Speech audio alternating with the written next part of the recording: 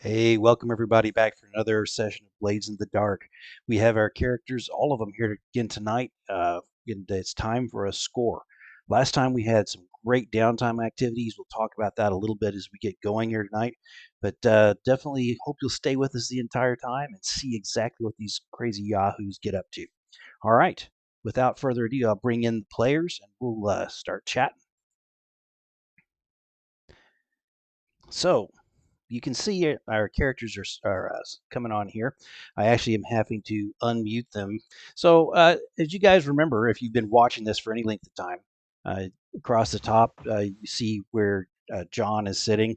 He plays the brute, and I'll let him in like a 2 sentence thumbnail sketch because we've already done this a couple of different times, but it's always good to reintroduce characters in case you're jumping in brand new. You want to tell them about Brute, John? Imagine an incredibly enormous man with coffee-coloured skin, lots of facial hair, who intimidates people simply by being present. Doesn't need to say anything, and he doesn't need to do anything. The inherent idea of his violence is ever present. That's the brute. He couples that with a sharp mind and a strong desire to protect his friends. Nice. So, Felix, you want to describe Wrecker? Wrecker is a scruffy, crusty, feral-looking Victorian chap who's an ex-military medic. As his character, he plays a leech character, and he's good at blowing things up and destroying things and using chemicals. Haha. Excellent. And then the next screen over, you actually have Pete and his wife, Christine, who are partner, excuse me, because we live in the UK. We don't even say the word wife and husband over here hardly at all. And they play two characters, thankfully, Twitch and Mara. We'll start with Pete because you can see him first, and he can give you a teeny bit on Twitch. Yeah, Steph Booker, aka Twitch, describes himself as a street rat, and that's kind of how he looks. Thin, fairly small, always moving, hence his alias. Where Brute is big and imposing and very obvious when he walks into a room. Twitch kind of blends into the shadows. Got it. And Mara. Mara Moon, Christine. Mara is a very slim, wiry figure as well. She's quite a mousy, sort of slight figure. She blends again into the background a little bit along the lines of Twitch. She's not the focus of attention, definitely in a room. Very slight, as I say. Average height, mousy brown hair, and she wears a big, luscious cloak with a hood that she keeps pulled up most of the time. And when she pushes her cloak back, she's got sunglasses on. If she takes her sunglasses off, you see she has these incredibly striking silvery grey eyes, almost liquid in appearance. And you're never quite sure whether she's looking at you or through you or past you. Don't know where she quite has her attention. She's very interesting. And last but not least, our resident role-playing and Discord genius who has taught us a lot about everything as far as streaming. Rob, you want to tell him about Set It and his pet Set It? Yes, I'm Set It. I hunt things, I track things, I find things. And then with the help of my friends, we kill things. It's good. My pet is a lizard type feline thing. Definitely not a common pet. Found her from a kitten. I think. I think we had determined last time that she found she saved. you. Yeah, she saved me, didn't Nearly she? dead in the ditch. So Two yeah, broken legs. yeah, very bad steam automobile accident. Where there's a blame, there's a claim. Never did get the compensation. No, Um, but you do know who was behind it. Wow. Yeah. When we find them. But apart from that, I've got dark eyes, like black eyes, but with red pupils, which is a little bit disconcerting. Unlike Mara, though, I try not to wear sunglasses because a girl's got to have something to put the boys on edge, don't they? I'm light, but very athletic, and that is me and my said it. In a nutshell. Well, absolutely. So what we'll do here is we'll move from our little welcome screen where you sort of get to see everybody slightly larger, and we'll move across to where we play the game, which is on Roll20. Roll20, if you are not used to it, Google that guy. It's one of the best background virtual tabletops I think you can find, and their interface with the Blades in the Dark rule set is pretty darn good. We've really been enjoying that. So you can see our characters across here. We sort of just lined it up, and I'm displaying the screen for my view of Roll20, and each of our players have their own. They are streaming in on Skype at this time, though Roll20 does have its own video and audio that we're learning to use. So we'll see if we move over to that. So with this all said, remember we're in a world that was a beautiful, wonderful fantasy land 1,000 years ago. And then something happened, whether it was wizards messing with things they shouldn't, somebody making a dark compact with an evil god. Lord knows what happened. But the gates of death were torn open, spirits and things flooded the land, and nothing is left except these cities that are surrounded by lightning towers to help protect that keep out the roving bands of spirits. So in this haunted world, it's never truly daylight because the sun shattered also upon this event. So at dawn and at dusk, the fragments of the old sun come above the horizon for a while, and you get some twilight. But aside from that, the only brightness is glints off the blades in the dark. So with that said, let us get this all started. I'm excited about this, and so once again, the camera zooms in from on high over this fantasy city, where you see buildings of various heights, many of them with bridges and things between them. You see canals. You see the moonlight off of those canals. You can see there's gondolas on some of those. You also see that there's some suspended bridges with steam trains chugging across. You can see a lot of pools of light from where people are using electroplasm to run different devices. As we go out past these guys, those buildings, and swoop around, we're over the harbor, and then looking back towards the docks, and you can see that there is a ship sitting at the end of the dock, one of these docks. And as the camera zooms in to the window, you can and through where it's just hanging cracked open as though it was carefully shut. You now are in a room that is warm, cozy, and it smells of.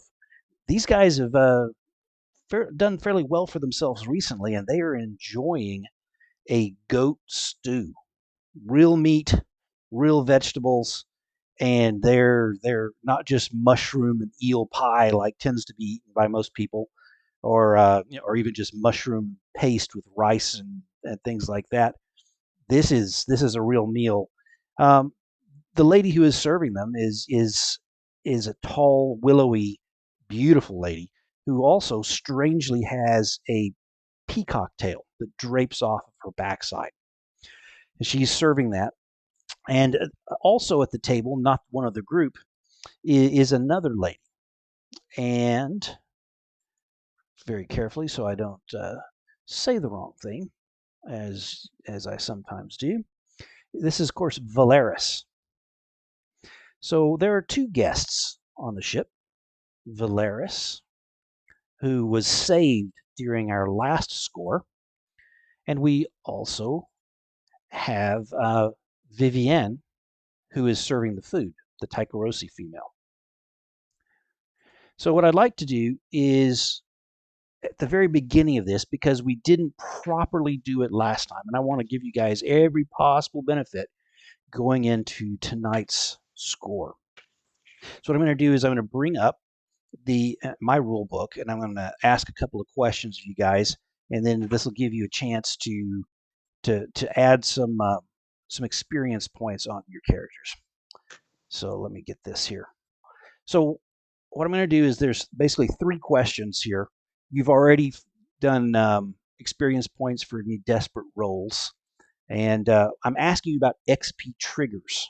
Okay, so you each have a playbook specific XP trigger. For example, the Cutters is address a challenge with violence or coercion. So if you find that on your character sheet, did you, during the breakout of Valeris, do this? And I think that, for instance, John's character, the Brute, picked up and threw was it a garbage pail? What was it? No, it was a 50-gallon water butt half full and smashed a searchlight. Yeah, you said it was a rain barrel, yeah. Rain barrel. So absolutely, you use violence to solve the problem of that searchlight coming at you. So that would for sure be an XP trigger and would give you an XP point there. The second question is, did you express, this is about role play, did you express your beliefs, drives, heritage, or background? And those are on your character sheet. You know, your background, like for instance, Felix is like a military medic. So I don't know if that applies to any of you. I'm not going to judge you for whether you say yes or no on this and hold your feet to the fire. But don't weasel this. Just think about it. Did you do that? If you did, you have another XP point. And then the last issue is, did you struggle? And also, I wanted to add on that background. What I'll also say with that is I'll include the fact that you're dealing with things that are off of your character sheet, like for instance your shady friends or enemies. Okay, so for instance, the very fact that you're having to go after Valeris probably helps one of you guys, right?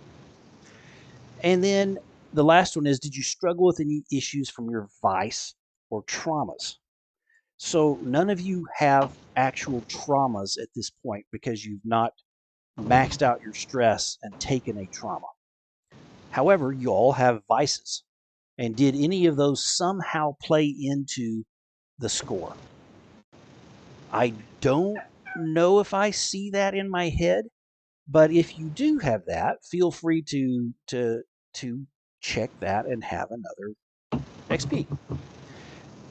Those can go on not on your XP tracks for your playbook or on an attribute. So whichever way you would like to do that. Okay? And we haven't really determined if we're going to do XP for downtime when you're supposed to be getting XP. If you feel like that's something that should be included in the 3 questions, feel free. Unless something is really massive that means you would earn 2 points for one of those things, the max you're going to earn for the sessions is 3. Okay. I missed the first thing. Sorry, I had to go and answer the door. Playbook specific. So if I bring up your character sheet onto the screen and I scroll down, I think it's towards here's every time. So did you address a challenge with stealth or evasion? And that is for Fred Debna's character. I think you did. You guys were stealthily moving into the building. Yeah, Yep. I agree. Yep. So I take All right. I take the playbook advancement. Yeah. You can put that wherever you want. You can put that on a playbook, or you can also put it on a attribute.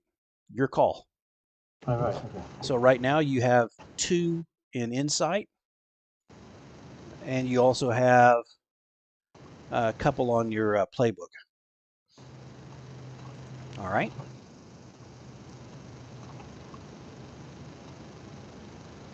So last time during downtime, as they're busily marking their character sheets and seeing if they go up in anything, a lot of things happen during downtime.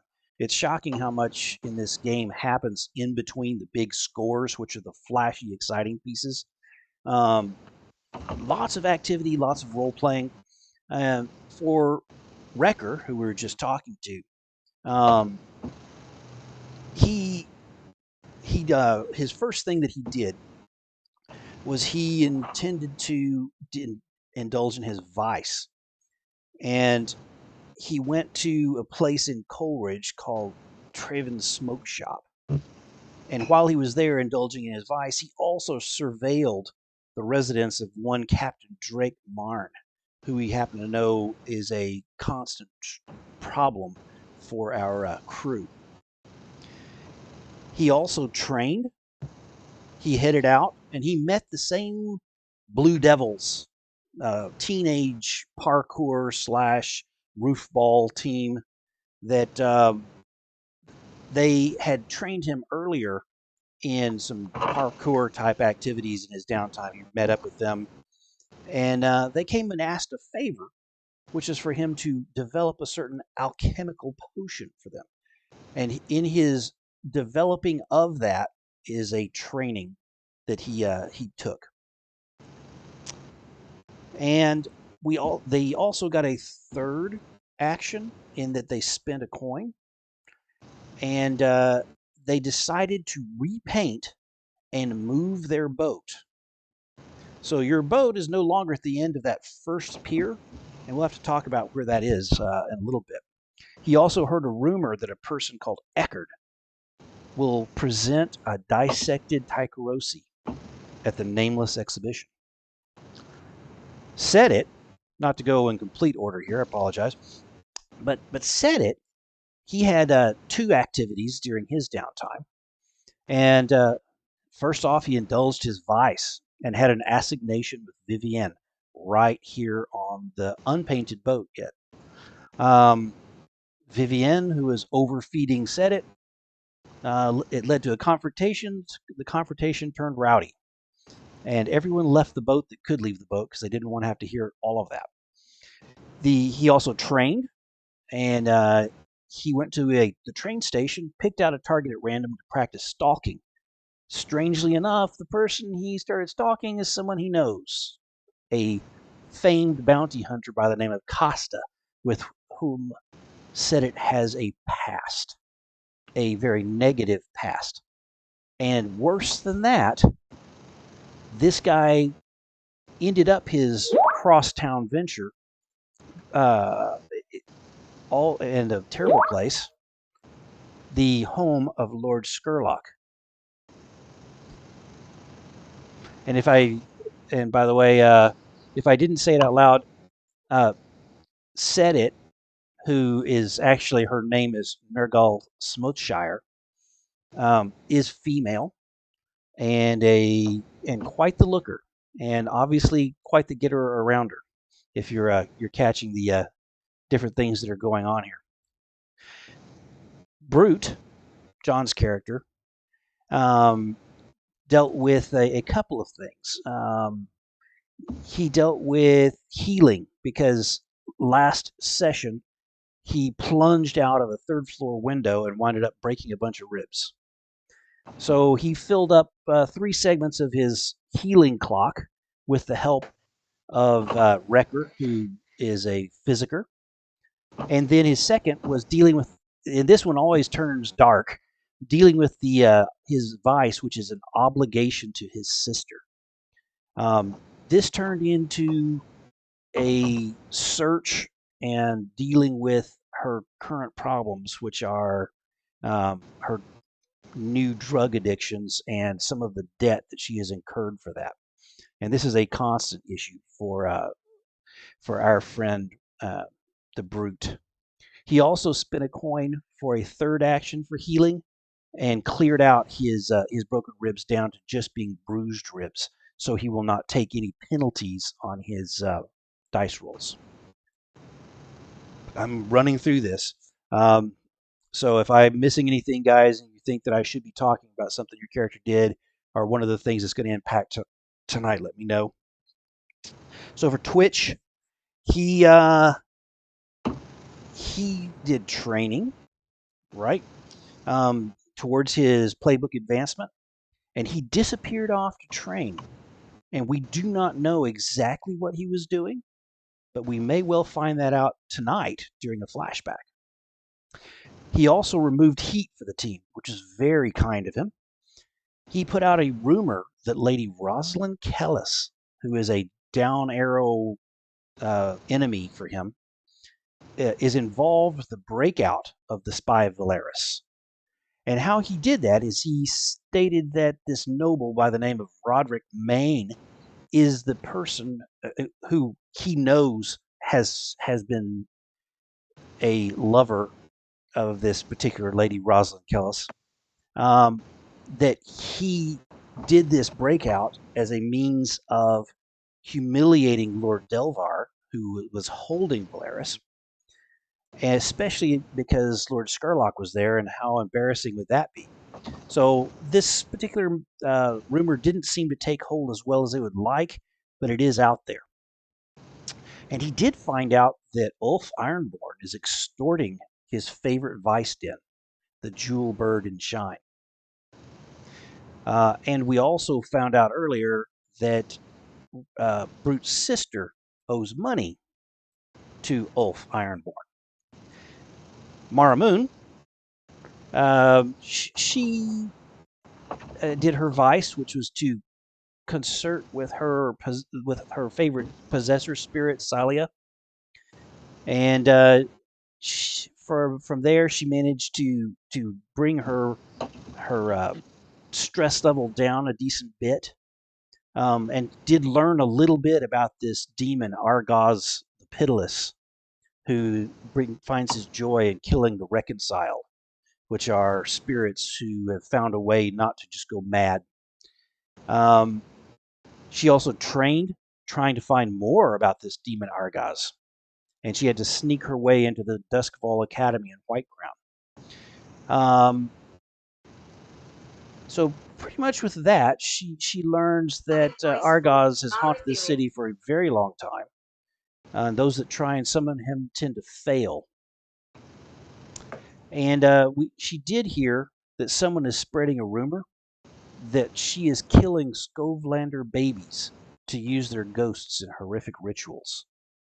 And that the rumors seem to come from someone called Flint. Okay, so those are the main things that happened during the downtime last time. I know it's a long recap. Last time we attempted to have everybody go around and do their own recap, but it turned into a bit of fiasco. Actually, I tried to have them do each other's, and that was ridiculous, and took more time and didn't work very well at all. So I just thought I'd run it down really quick for everyone. So with that background, we're now sitting at the table with these characters, listening to them talk. You can hear the scrape of the plate as Brute tips it up so he can get his spoon down into the crevices to get the last bit of stew. And what is being said, gentlemen, ladies? So what are we going to do about that Olaf Ironborn? You're coming in awfully quiet, Pete. Sorry. No problem. Not sure what I can do about that. I'll just speak up a bit. As I say, Twitch leans forward, taps the table with his finger, says, "So what are we going to do about that Olaf Ironborn then? He's getting a bit big for his boots, isn't he?" Everybody must still be chewing. we missed John. Who is that guy? Who's Olaf? Okay. I can't remember. So Is that the guy? That's not. Who's the guy that I spied on? That was a captain or something. yes, the captain. So who's So Olaf? what I'll do is I'll throw up here really quick a one of the nice little pieces you got. Show players. Here's the factions. I don't know how well this comes up on your screen who are watching it at home, but for me who's looking at it on a big TV screen, it's great. And I know that it's not quite right. But Ulf Ironborn, you will find Ulf Ironborn, the far column on the right, almost to the bottom. He's a tier 1 gang, a brutal Skovelander, newly arrived in Duskval, fighting everyone for turf. One of the factions. So what faction is he? He is that's the name, Ulf Ironborn. He has a group of bravos. Oh yeah. In fact, what I'll do while you guys are continuing to discuss.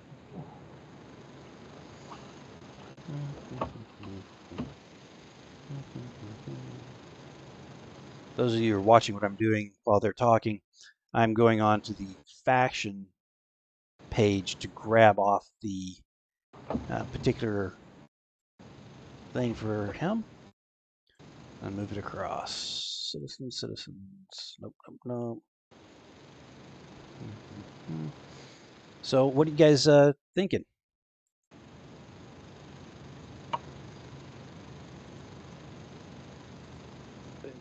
I think Ulf Ironborn is causing a lot of trouble. The Brute's family.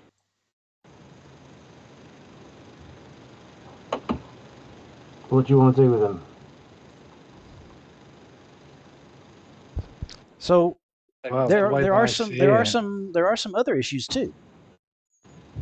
Well, the way that I see it, Olaf's got to go. We've got to implicate him. Now, whether we do that with Captain Marn or get them so that they both take each other out, because Captain Marn is also an issue. But I think we need to look after our own first, and that includes Pol, Brute's sister. So I think Olaf is the one that needs to be dealt with first. Why don't we do a heist? Take some of his belongings, keep half of them, and put the rest in the captain's possession. What about the other way round? Or the other way round. Just let them fight it out. Yeah. Okay. I like the idea. Set them But we against keep half of it at least. each other. All right. Could we get some of the blue coats uniforms? We could then leave like slight patches from it laying around, so it looks like they've caught their leg or something going into somewhere. And because the uniform's distinctive after all, isn't it, fellas? So that would point to the blue coats. It might remove some suspicion from us, just in case anybody did see us go in. I like the idea of taking some of Olaf's profits, because we know where we can actually support with those as well. So if we can find one of Ulf's places near to Drake Marn's house, his station, then make it look like the blue coats raided it. Oh, that would be awesome. Yeah. What do you think? I can go out and find that information. That's not a problem. And so then, it looks like in reverse, we make it look like Ironborn attacked the blue coats as well in some way. Not quite sure what we do there. I do wonder whether there would be an opportunity as well to try and take some of the heat that's coming onto me from this villain Flint, who's putting these rumours out that I'm killing Skovlander babies. Ulf is a Skovlander, so I wonder if there's some way to link that through to him rather than me and pass some of that. Well, we need to find out who this Flint is, don't we? Oh, Flint. Oh, he's a spirit trafficker. I know him. Evil person. Let's actually, if you don't mind fleshing out that problem set just a little bit, Mara. I'm interested to know how this guy despises you enough to start these rumors. He's a spirit trafficker that I've come across in the past. He's not a nice man, and I have eased some of those spirits that he tried to traffic into their sort of settlement and peace. He doesn't like that. He takes power from spirits being in pain. Ah, I see. So he didn't like that I meddled and took away some of his fun. Copy. That's quite a background you got there with this guy. Not so good. Okay, well, so we've learned a little bit about him, and we've talked a little bit through some ideas. I think that there's the opportunity at this point to do some gathering of information or some free play as you choose prior to doing the score and calling for the score roll and starting it up. I'm tempted to just force the score right now and make you do everything in flashbacks and the rest. However, I think that there is room here for this gathering of information. So in the book itself, let's see what page the gather information is on. So you guys can look at that as well. I'll come here. Action roll, blah, blah, blah, blah, blah. Here, I'm trying to find it. Down. Gather information. Where's gather information? If you guys see it before I do, shout it out so we don't take forever.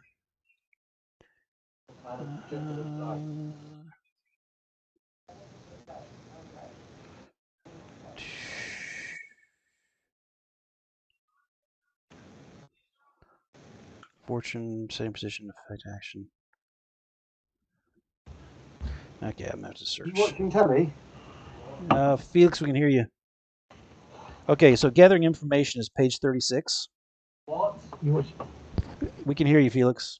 Sorry.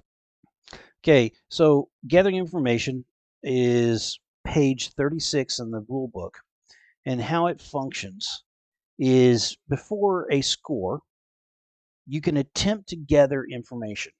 And how this works is you give me a question that you are trying to find an answer to, and you make a action roll to get it.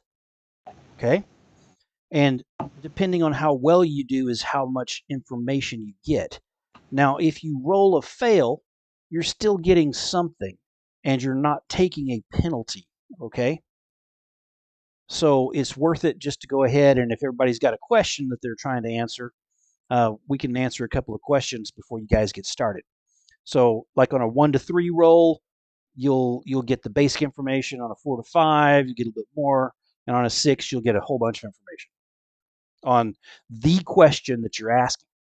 And as I will say, as with action rolls in general, if you choose to help each other in these in some way, shape, or form for an extra die, that doesn't bother me at all.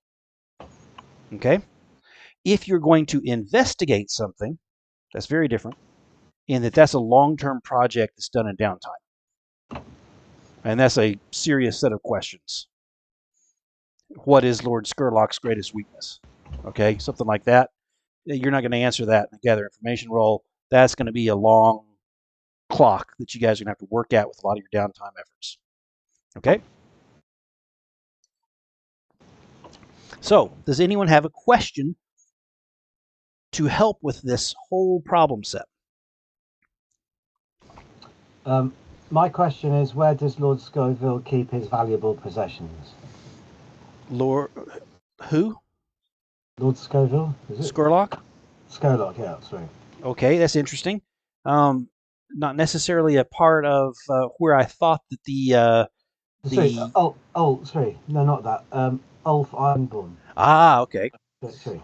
So I like how you've worded this question to try and find a couple of things at once, which is where's this guy actually hiding out, and also where he keeps his stash. So to do that, Wrecker, who has thrown this out there to begin with, how do you intend to do that? What is the role that you are making? And this may well lead to some role play, depending on how this plays out. Well, it's prowl about unseen. Okay, so you're gonna do some prowling. Yeah. Okay, and we'll assume that you know. Whereas the captain's apartment is in Coleridge, Char Hollow seems to be the place that Ulf has found himself building some turf. So you're going to skulk around Scar Hollow, and you're trying to find out where his actual lair is. Is that what you're saying? Yeah. All right. Where is Scar Hollow? Char Hollow. Char Hollow. Hollow. So Char I'll Hollow, yeah. right here. It's Okay. these sort of 3 islands right here. And I'll do this to bring it up to be a little bit easier to see. Maybe I'll do that. Let's see. Where's our boat? Can we take it That's there? a really good question. You guys have not told me yet where your boat is. So, just sort of a more detailed, here's Char Hollow. This is off of a Patreon site. This guy does detailed maps of Duskfall. And if you want to know anything more about that, drop me a line.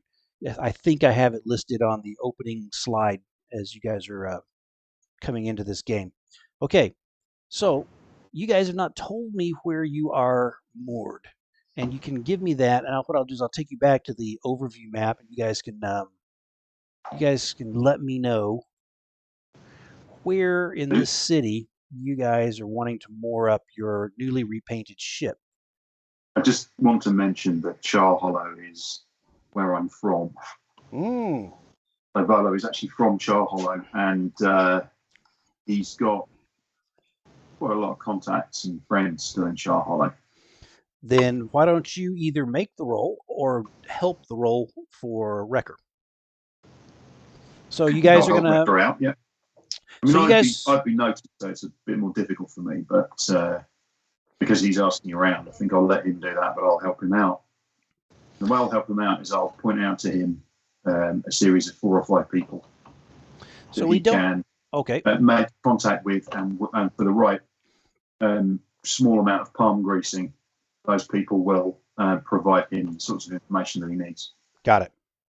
So what I'll do here is, no one's named these that I know of, these main canals. So we'll call this canal right here that runs up, we're going to call it the Grand. And we're going to call this one that runs right through the center of town the Main. And then this one along this far side over here is the Back. Grand, Main, and Back are the 3 main north-south. And we'll come up with names for the others as we go, okay? So on the main canal, you can see that there are numerous little docks off of it. And there are also tie-up places. And if you guys tie up next to Char Hollow for your investigation, that's fine by me. So that sounds good. You guys are right in that area. I can see everybody's clicking. That's great.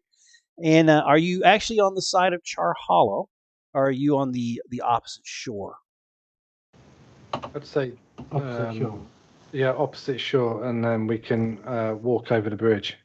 All right. So you guys are in Charter Hall, at the edge of Charter Hall.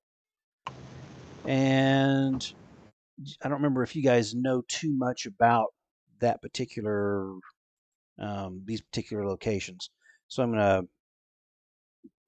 really quick make a quick roll here. Da, da, da.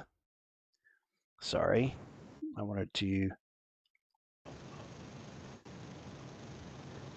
So Chart Hall is the city's civic offices and the hub for shops, artisans, and commerce. However, across that bridge into Char Hollow is a crowded district of tenements and stacked houses. And then down in Coleridge, that's the remnants of Duskville's original hilltop mining settlement, now home to laborers and industrial factories. Okay, so those are the main ones we're looking at right now. Did you say Coleridge is where Captain Marn? Yes, lives? Drake Marn lives. Okay, and where's his station? His station is actually up in Brightstone. It is Brightstone. Okay. Yes, and his group are the overlords of your area that you're supposed to be paying after every score. I didn't even ask last time, but I suppose that's a good question. Did you guys pay him? I didn't even know we had to. Yes. If you don't, No. there's the possibility that you will go up in heat, not heat, with your drop with the bluecoats to a worse setting, which would be right here. And there we go. The bluecoats from Brightstone are now hostile to your organization. One more up, and it's open war, which means you will lose a downtime activity apiece, and you deal with the consequences of fighting these guys. Well, how many coins have we got? We've got 2 coins spare. This only costs a coin. I say we spend a coin and then we take it back, such as they don't know we've got it. So what I'll do then is take that back to interfering. Instead, if they know you're up to something, these guys are going to get in the way because they find you guys to be nuisance, but they are not actively trying to hunt you down or cause problems. So take away one of those coin, and we won't role play through that. There's probably a drop that is required, and you guys leave the money under the rain barrel wherever, and a blue coat comes along, picks it up, sees the stamp of your particular group, and knows that they've paid up for their efforts in the area. Something that we have not discussed, and I do want to throw out to you now, is we sort of need a name for your group. We had one. Okay. Yeah, Sticky Bandits. Nope, that was the I think that was another game. Yeah, the other game. So no, I've got it written down on the crew mode as Sticky Bandits. Well, I think that's probably unless the whole team agrees that that's going to be the actual choice. We should we give you some time to think about it and see if that's going to be the awe-inspiring name that's going to cow the people around you.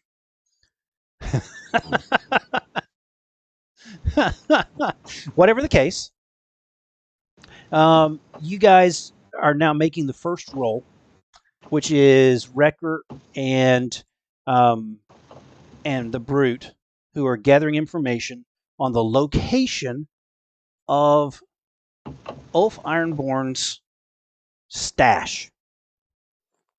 Okay. So is this risky? Yes. And is it Standard effect? Yep, and you get an extra die from your friend, the Brute. And there we go, folks. You got a 6. So here's what you learn. got a couple of things I can give you. In Coleridge, there is a standalone house. It was empty for quite some time, owned by a family that's come on hard times. They live up in 6 towers, and just to tie things together and cause problems, we're going to say that the name of this this family is, believe it or not, the Joneses. And so Phelan Jones and his parents are sometime owners of this dilapidated building in Coleridge. It is a 3-story standalone mansion with a iron fence around it, and the pampas grass type stuff that still sometimes grows blows forlornly in the wind as you guys case by it the first time. You can, and what people tell you is that people have just moved into it and are squatting and sort of tearing the place up. But because you got a 6, you also know that this is not where they are keeping their score, the money they're making. Ulf is not an idiot. Ulf's money is not stuck under a mattress in this dilapidated manor in Coleridge. Instead, in Chart Hall, there is a up and coming Scoveland banker, and let's see what we're going to call this guy. So it's Willoughby Farmer. Yeah, So sounds like a good banker name, doesn't it? So Willoughby has set up a bank and is attempting to not only provide a service to his Scovelander refugee friends, he is also trying to branch out into other other opportunities with people that are not just Scovelanders. And right now it's just called Willoughby's Bank in Chart Hall. So that's what you have learned from your score. Is that good enough?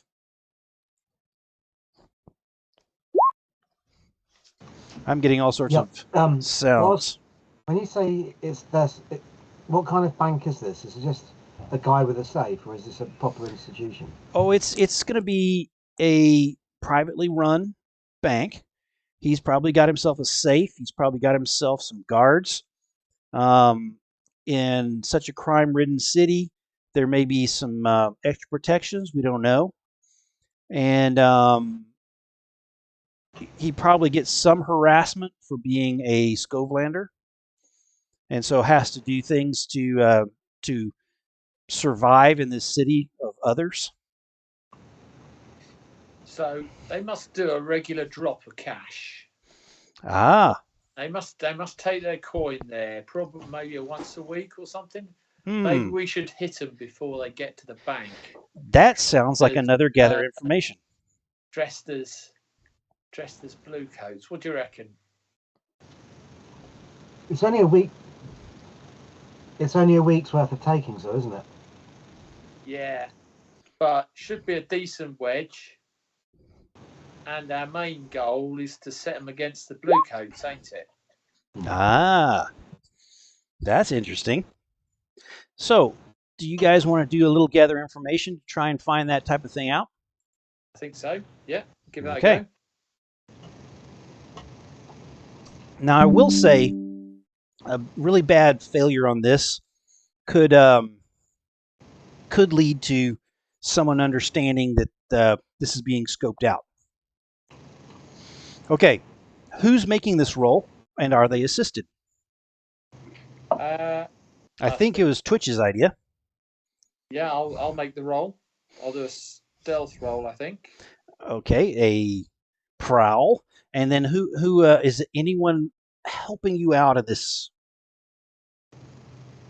Our first one, we had Wrecker and Brute take off. And so if this is roughly all going on at the same time, surely you've got a partner with you to help you out in this effort.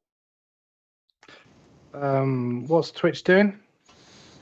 So Twitch is scoping out the movement of gathered loot from the Char Hollow residence of Ulf Ironborn to his bank in Chart Hall.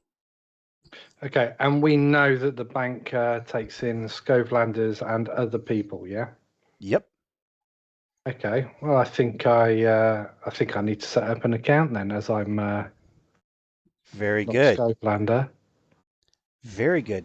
Okay, so what we'll just say is that's an extra die, and what you're going to get out of that, depending, is and we may have to sort of figure out how you figure this out, whether it's a long stakeout to see how things move, or whether it's asking around, and then there's also the final thing where set it Nurgle goes in and sets up an account in the bank.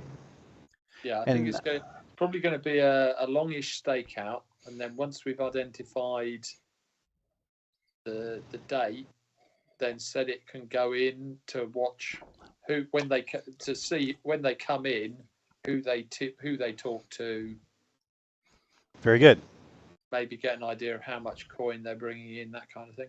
Okay, let's see this roll. And whereabouts is this bank? Is it in Char Hollow or is it It's in Chart Hall?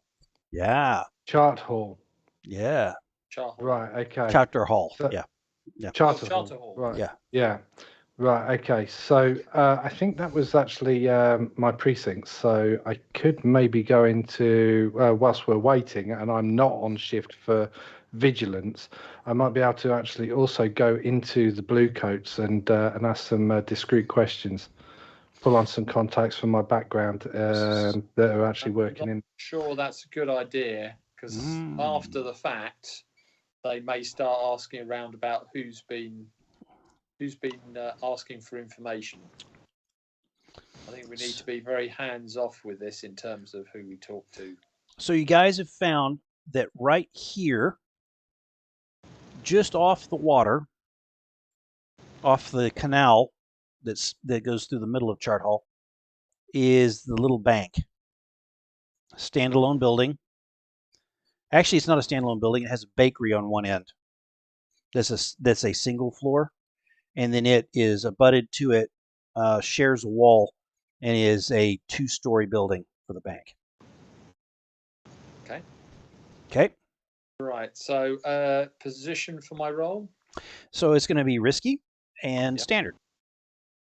Risky, standard, 1 extra dice.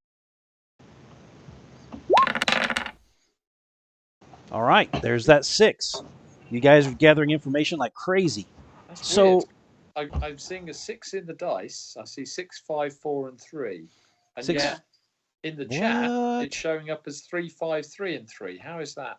No, that's exactly the same here. That's what I see. Oh, that's strange. 6, 5, 3, and 1 as the dice. Yeah.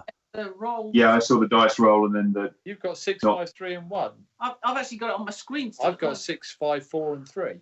Wow, the dice I see are 6, 5, 3, and 1, and then I see over on the side 3, 5, 3, 3, and that's freaky because I've never seen it do that. Can you make another roll? We'll take the 6. Yeah, it did it all. It did it all last week. Same thing last week. Yeah. Did it? Yeah. But did it do it all the time, or just do it once? Almost all the time. Almost all the time. All right. So at this point, then we're going to make a call on this. So what I'm going to say is, as much as I love the dice on the screen, they also fade out when someone clicks on something, whereas the stuff that's in the chat stays. So I'm going to say whatever comes up in the chat is going to be the final at this point. I'm taking this 6, but post that we're going to have to deal with this, and we also need to register this problem with Roll20 because that's a little bit crazy. All right, so for this 6, you're going to get this. About it seems like twice a week, not once a week, there are runners that go between the bank and the residence. Okay. And this is a multi-week stakeout, and you're seeing that it's not necessarily the same day. But it always does seem to be right after dusk. As soon as the sun sets, boom, one of those guys goes off.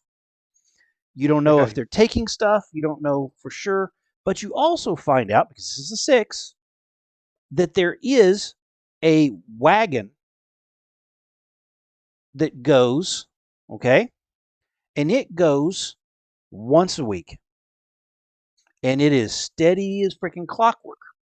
And when it leaves Char Hollow, his residence is down right about here, okay? It crosses this bridge, okay? Yeah. And it slows way down on the bridge, comes to a stop, and then it continues on across this main bridge here and comes across this small bridge here to get to this building right here.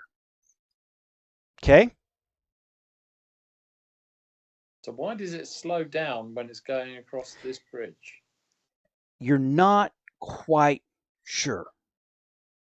And I'll say with the 6 that you can see that there is a large drain in the bridge sort of has a slightly V shape for drainage, and there is a grill about the size of a large man shoulder to shoulder, not quite brute, but someone robust like Twitch could easily fit through there.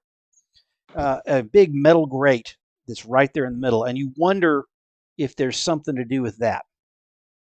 Did they just drop something through there? You're not sure from everything you guys saw. Okay. They slow down and drop something through into the grate. Yeah, maybe, but if so, what are they dropping and what are they taking onto the bank? Well, we need to find out, don't we? Unless that's their cut to the local bluecoats. Okay, so Could be.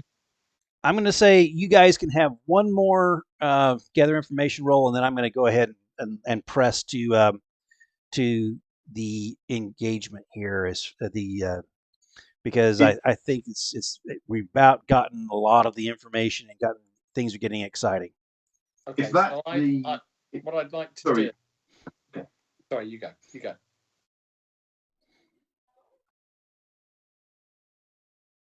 Oh, I was going to say, what I'd like to do on a day other than the day where they do their drop down that potentially that drop down the manhole, I want to go and have a look, inspect it, and maybe have a look, open it up and go down there, see what's down there. The only person who hasn't done a gather information roll before in this is Mara. Is that correct? And me. Because I got told not to. Yeah, I got told that was a crap idea. So why don't the two of you guys do this particular investigation? Well, I wanted to do something slightly different, but okay. But yeah. What were you trying to do? I'm sorry, I missed it. That's my own fault.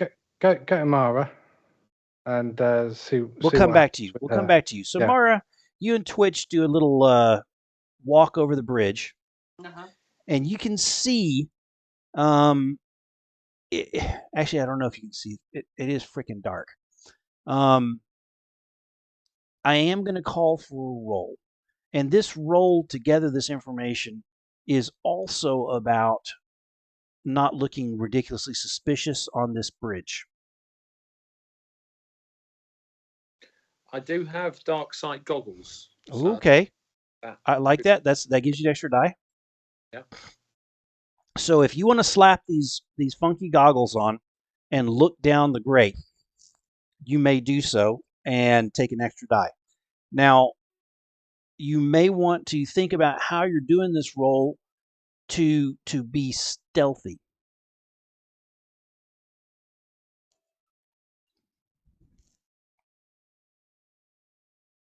Well, for a start, do it when there's no one on the bridge. Okay, there's always someone on this bridge. Okay. Pretty much day and night, there's a little bit of traffic coming across. You can find a fairly slow time where there's only a couple of folks, but you'll need to disguise this in some way, shape, or form. The disturbance at one end of the bridge. Okay. Yeah, I think something might be able to be arranged on that front, possibly. Okay. If I have a little word, maybe with a spirit, and see if I can find one. Absolutely can find one. Of commotion, maybe. You find that there's a couple of drowned ones that are lurking around near that bridge.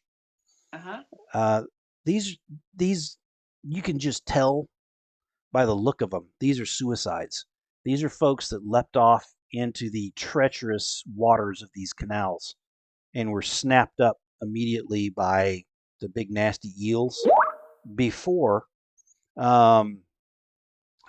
before they could be pulled out and properly processed by the spirit wardens. Copy, John. And so their spirits are now in limbo and everything else. What would you want to do with them? So what I'm going to say is, why don't we make this gather information roll I'm putting this out as a thought. You could use a tune to deal with the ghost situation, and this be part of it. Yeah. And then Twitch could help you out because he's using his goggles looking down the hole. That sounds good. Yeah. Does it? Or would you prefer to do it his way, where he's going to get an extra die if he's the one doing it, right? Because he's going to make a roll. He's going to get a bonus die for his goggles, and he's going to get a bonus die from your spirit working. Okay. So your spirit working is a part of this whole roll. One of the beauties of Blaze in the Dark is it's all one roll, and how them bones land is how it goes. Okay. And so I'll make a roll with 2 extra dice. And this one, by the way, is going to be risky again, and it's going to be it'll be standard. You'll figure out where this hole goes if you succeed. There it is. I see the 6, and look at that. It's close to the same. Yeah, it is this time. Not for me. Oh, really? So I saw a 6, 3, 2, 1, 1. I've got 6, 3, 2, 1. 3s, a 2, and 1 double 1. So that's so amazing. So wow. Yeah, you're right. The only one we've got consistent is the one on the chat. So should we go with that? Yeah, we'll go with that. As we're saying, this time though, your dice showed the same. Your dice did as the side for me, but not for you. That's freaky. Yeah, no, I'm looking at his screen and it does not look anything like me. Okay, so those of you watching, honestly, Roll20 is phenomenal. This is a bit of an anomaly, and we'll talk to their developers and make sure that this is rectified. Because if you do use their character sheets in some of the other games, we've never had a single problem. And so we'll move on from there. So you got a 6. This is great. So you get these particular spirits to cause a ruckus, and people run screaming from the horrible side of these things, trooping along down this bridge, wailing and dripping water. Oh, absolutely. Creating such a fuss. And you're sort of dancing along with them because that's just sort of what you do. And you see Pete acts like he's scared and running, acts like he falls down, and then peers down the hole. And I'm adding things for you guys, so you can always stop me and say that's not what I did. Good. And you peer straight down the hole, and it looks like This is a direct drop to the water. Ah. Okay. Interesting. Okay. Yep.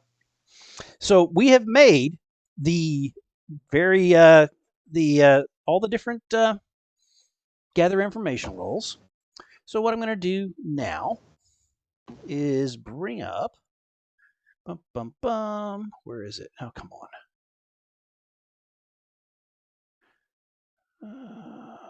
I wanted to bring up. Okay, what I'll do is I'll do it this way. Instead of bringing it up there, I'm going to go here. I apologize. I thought I had a handout that was the score the score thing, but I didn't. So here we go with the score. So I'm going to ask you, what is this that you're doing? Oh, I apologize, Rob. You absolutely do. I completely blew you off. And before we get into this, I just apologize. I'm not the best GM. I'm the GM of wonders. I'm not the GM of being really good at what I do. It's what was fine. it you were trying to do, brother? Sister? Okay, so, brethren, so I'm thinking bigger. Okay. Okay, so I'm thinking there should be a civic building, right? Okay. Which will hold maps, blueprints through the ages for buildings, Yep. especially round the canal area, Okay. to make sure that the buildings conform to building regs for not letting in water, etc., etc. Okay. So I'm thinking of going in to have a look at public records and seeing if the baker, Okay. the house for the baker, and the house or the property most adjacent on the other side of the canal. So if I click on the map, Yep. you Yep. said it was somewhere around here. You said So it's the bank is. it is right. I'm sort of gonna do it this way. Here we go. I'm zooming in a little bit, and then I'm gonna pull this over. In fact, if you guys will give me just a second, because I'm going to go try and use this guy's phenomenal maps that he drew, No and worries. let's see just how cool this map is or not. Nope, I'm in the wrong one. So let me. And by the way, I have to still remember to pull you guys down to it. What's the name of it again? Chart Hall. Come on. Chart Hall. There we go. And now I need to bring you guys to it. Bump, bump, bump. Charter Hall. So, Okay, so that's so you can see yeah, here here. we go. Yep. So what I'm saying is that roughly this building right here, okay, Yep. that's the square building is the bank, and right next to it is the bakery. Does that work for you Okay, guys? so what I would like to do is I would like to look at try and find the blueprints for the building for the bakery, Okay. the one directly opposite the bakery, Okay. and then what's this building here as well? So off the top of my head, I will say that it is a butcher's. Okay, and the butcher's. Is the one next to the butcher's a candlestick maker by any chance? It is not. I was It's just not. going to Right, say okay. that. How kind. I know. If Okay. I had said it was, it would have been So too yeah, cliche. so basically, I wanna have a look at these, but before I go, I want to look at the mooring points here and here. Oh, just a second. Where and where? Just in front of the bakery. Okay, and here as well. Actually, not that one. So the one directly in front of the bakery, where the bricks are, where the brick pathway is here, and the mooring point here. So, Okay. I'm going So to I want be to have a look at those and have a look at the walls. So it Got it. looks like I'm going to try and bring myself off as a kind of like an inspector of some sort. I'm going to have like a folder type thing so I can take notes. okay. And then based on that, I'm going to go into the civic hall to see if there's any information blueprint wise with reference to the baker's shop. What I'm looking for is basement. Is basement.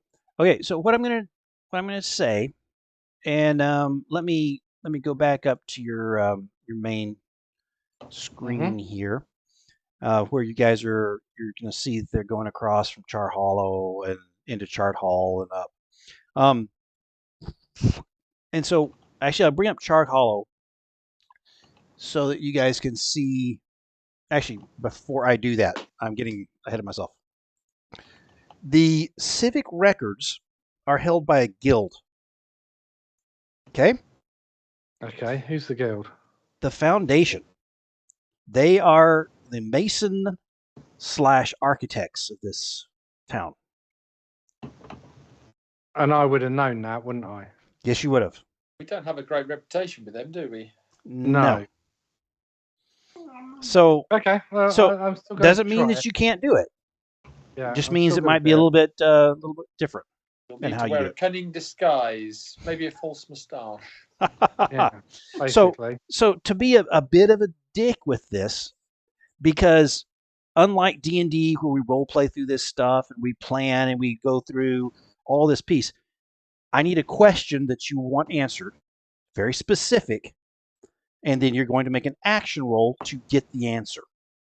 Okay, well, the question is, does the bank have a basement? Okay. That is a very Okay. specific, and that makes your roll a much more well.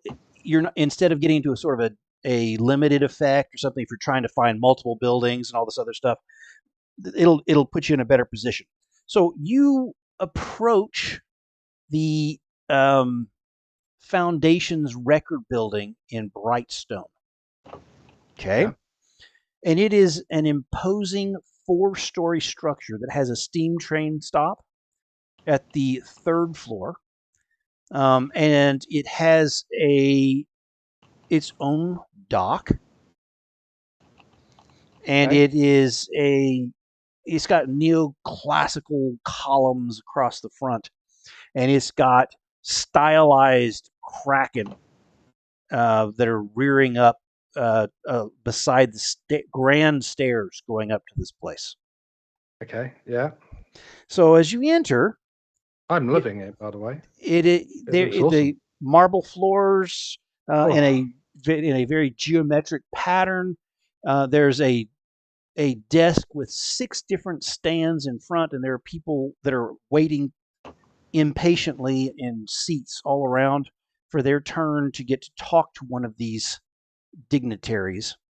And you think that they're all probably bringing forward requests to build, or are asking for architectural help, or different permissions that are required for easements to different things. So all of these things are taken care of by this foundation.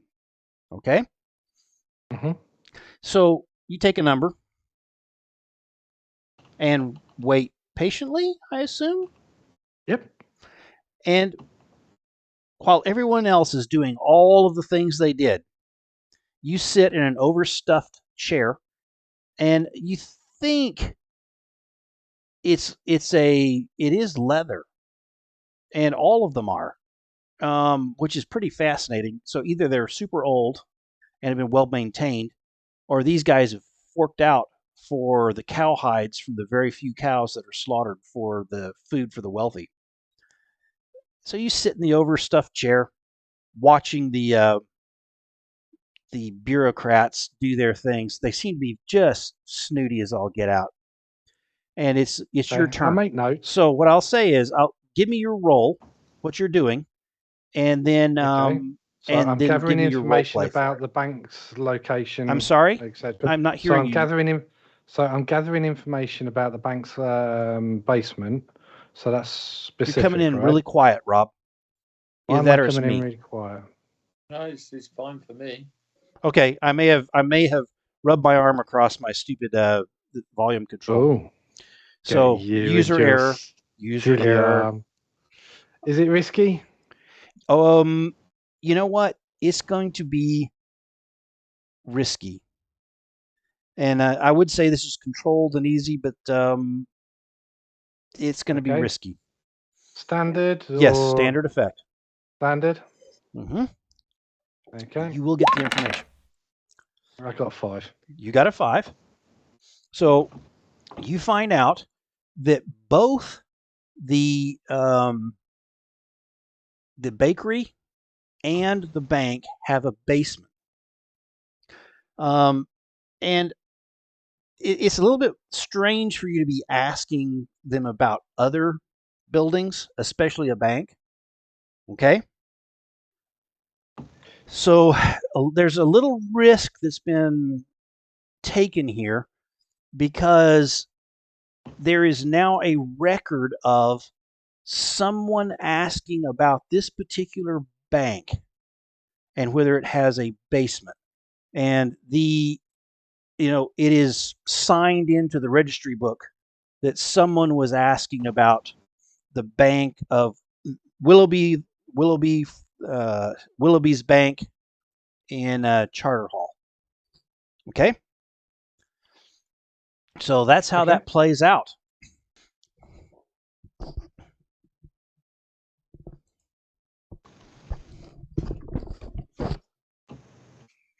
It's fine. It is how it is. Here we go. So everyone, we are back and just about to go into the actual score. So we've gone over their experience points. We've gone over what they did last downtime. We've done a lot of gathering of information that's moving towards a score. So in this game, we just sort of start it and let the dice roll how they may to see how this turns out. So here we are. We're back in roll 20. And I'm going to bring out the... Okay, I'm going to actually ask them some questions. And I see you're trying out a couple of things.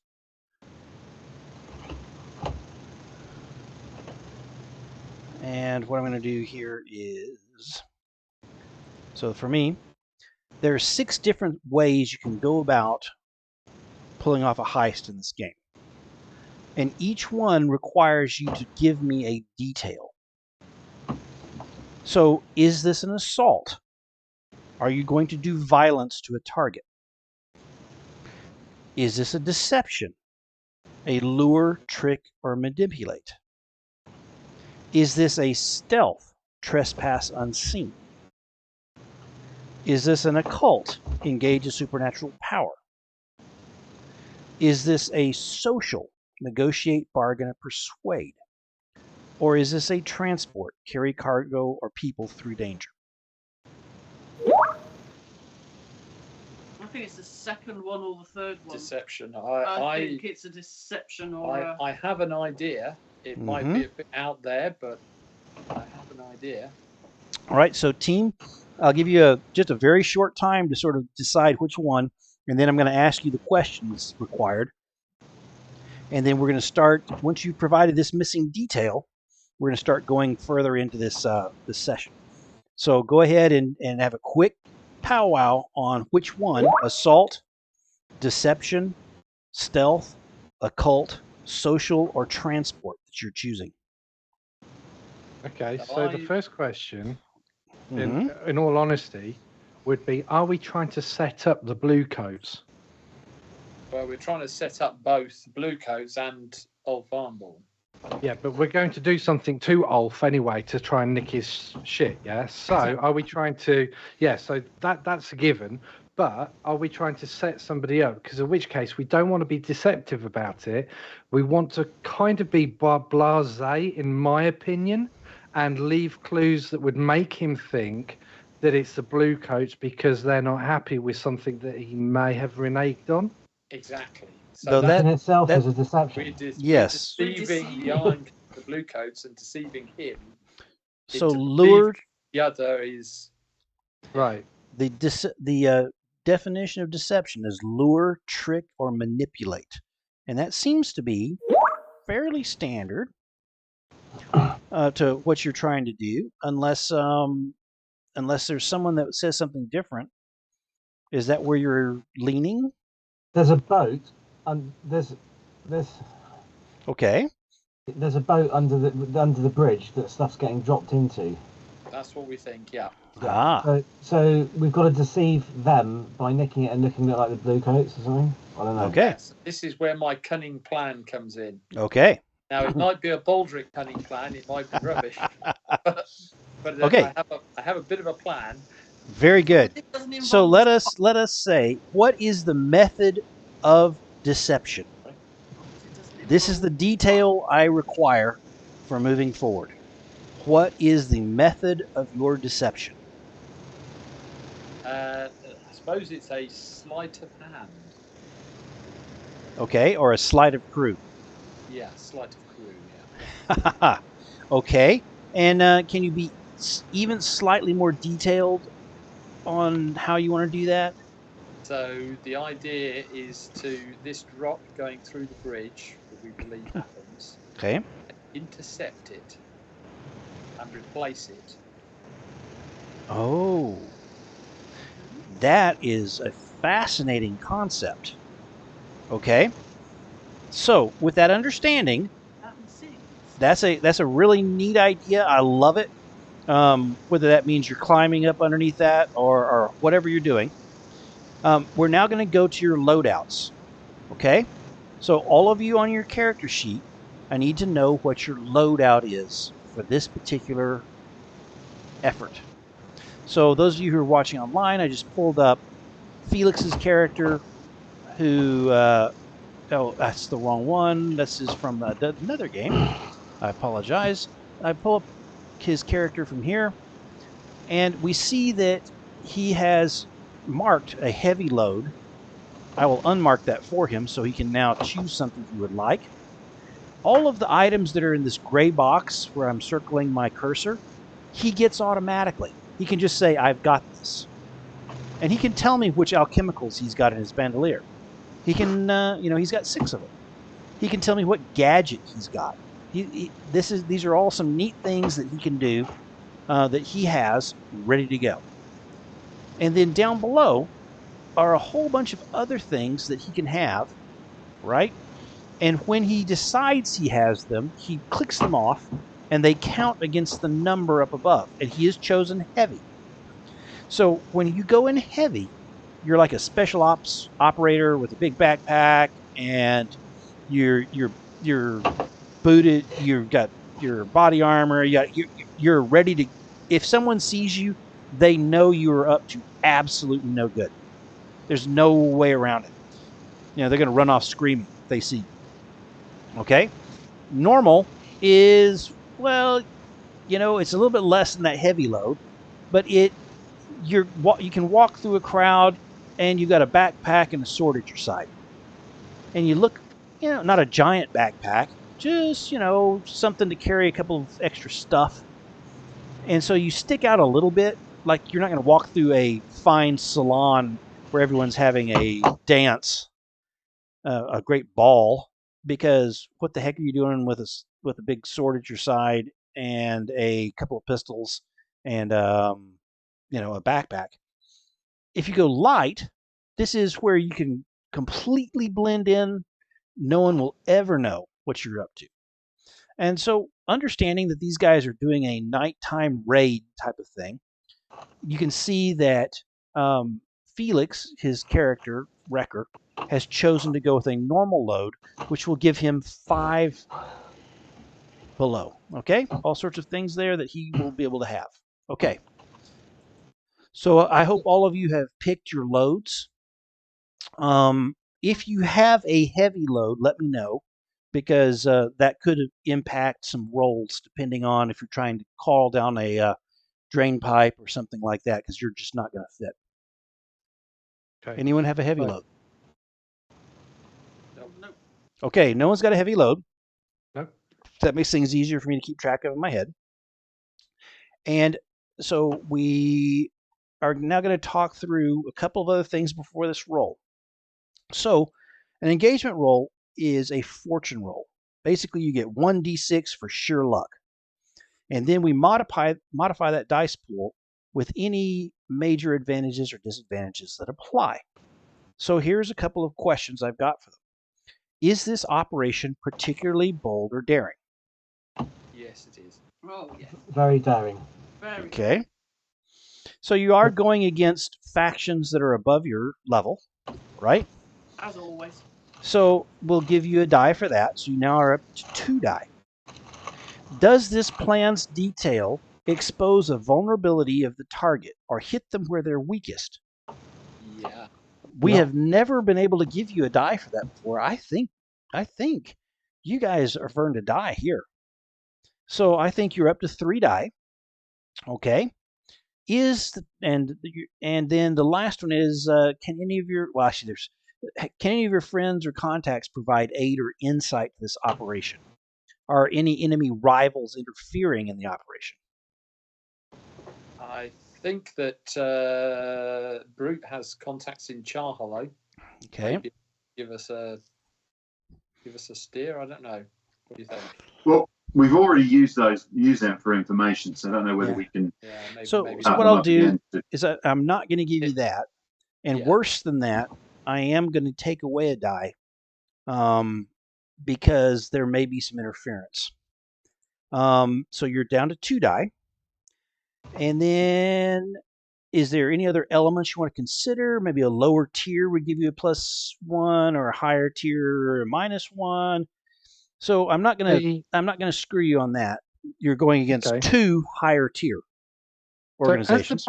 So as the bank is in Charter Hall, and my understanding of the process at the moment is, we think that something's being dropped from the wagon into the sewage grate.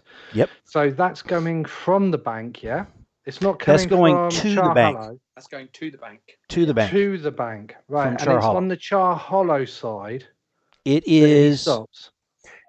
It is. So if you think about the map, I think this is where I said it took place. So we're going to say, actually, we're going to say, I don't remember if I said it was this end of that little island or this end. It doesn't really matter to me. So No. let's say it's Right, okay. the bottom If end. if it's in Char Hollow, then Yep. I can't help, because my beat when I was in the Blue Coats was in Charter Hall, so I never did Char Hollow. Okay. Okay. So yeah. So I'm of no use to trying to get dies up or anything. All right. I wouldn't even know who. Well, apart from since I've been in a crew like this, I wouldn't know who's actually in Char Hollow. So, with all of that discussed, and Felix's cat moving across the screen, what I'll say is you have 2 die. Okay. And I would like to see that roll. I don't care which one of you does it, but this is for your position and how you're set up for this. So you guys discuss amongst yourselves and make the roll. Rob, do you want to do it?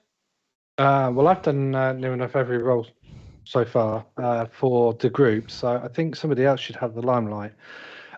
Is there actually did somebody say, just very quickly, did somebody say that there's a boat under the bridge where the drop is made? Well, that's what we believe. That's I'm not what we sure. I don't believe. think we've seen it. Ah, right, okay. Not seen it. So That's what we suspect is happening. Yeah. we could be up that in that sewage and just swap the things as they drop through. Well, this Swap out the contents. That's what it is. It's a hole straight through the bridge. straight through. It's basically So we you've get- got a grate on the top and a hole through the bridge. So we get Yep. someone up into that hole. Can we send a And- little cat in there? That's my plan. Huh. My plan. That's the plan. Potentially, Okay. depends on the space. So we're making the roll, Twitch? guys. We're making the roll. Twitch, can we send a cat in there? Felix, do you want to make the roll? Okay, what am I rolling? 2Ds. 2d6. I can do that just directly from. Yes, absolutely. Do that. And let's see how that actually works on this and see if it's not going to screw up. Don't blame me for any of this. Oh, you're completely going to be blamed. They're going to hate you for life if you screw Oh it yeah, up. this is why we spread it around. So anyone who's done it doesn't. Oh, We will bypass fault. GDPR. But who are we sending up that hole? Bloody hell, Felix. 2 scores in a row. Woo! Row. Let's give Woo! up Way on to this one. go! Way to go! Wow! So once again, I get the awesome honor of coming up with what makes this a desperate situation. Well, So I should have taken some stress. Can I take some stress? no. No, no stress whatsoever. So here we go. We are in a bad situation. It's desperate when we start this event. So as you start any type of score, it sometimes everything is just going right according to plan.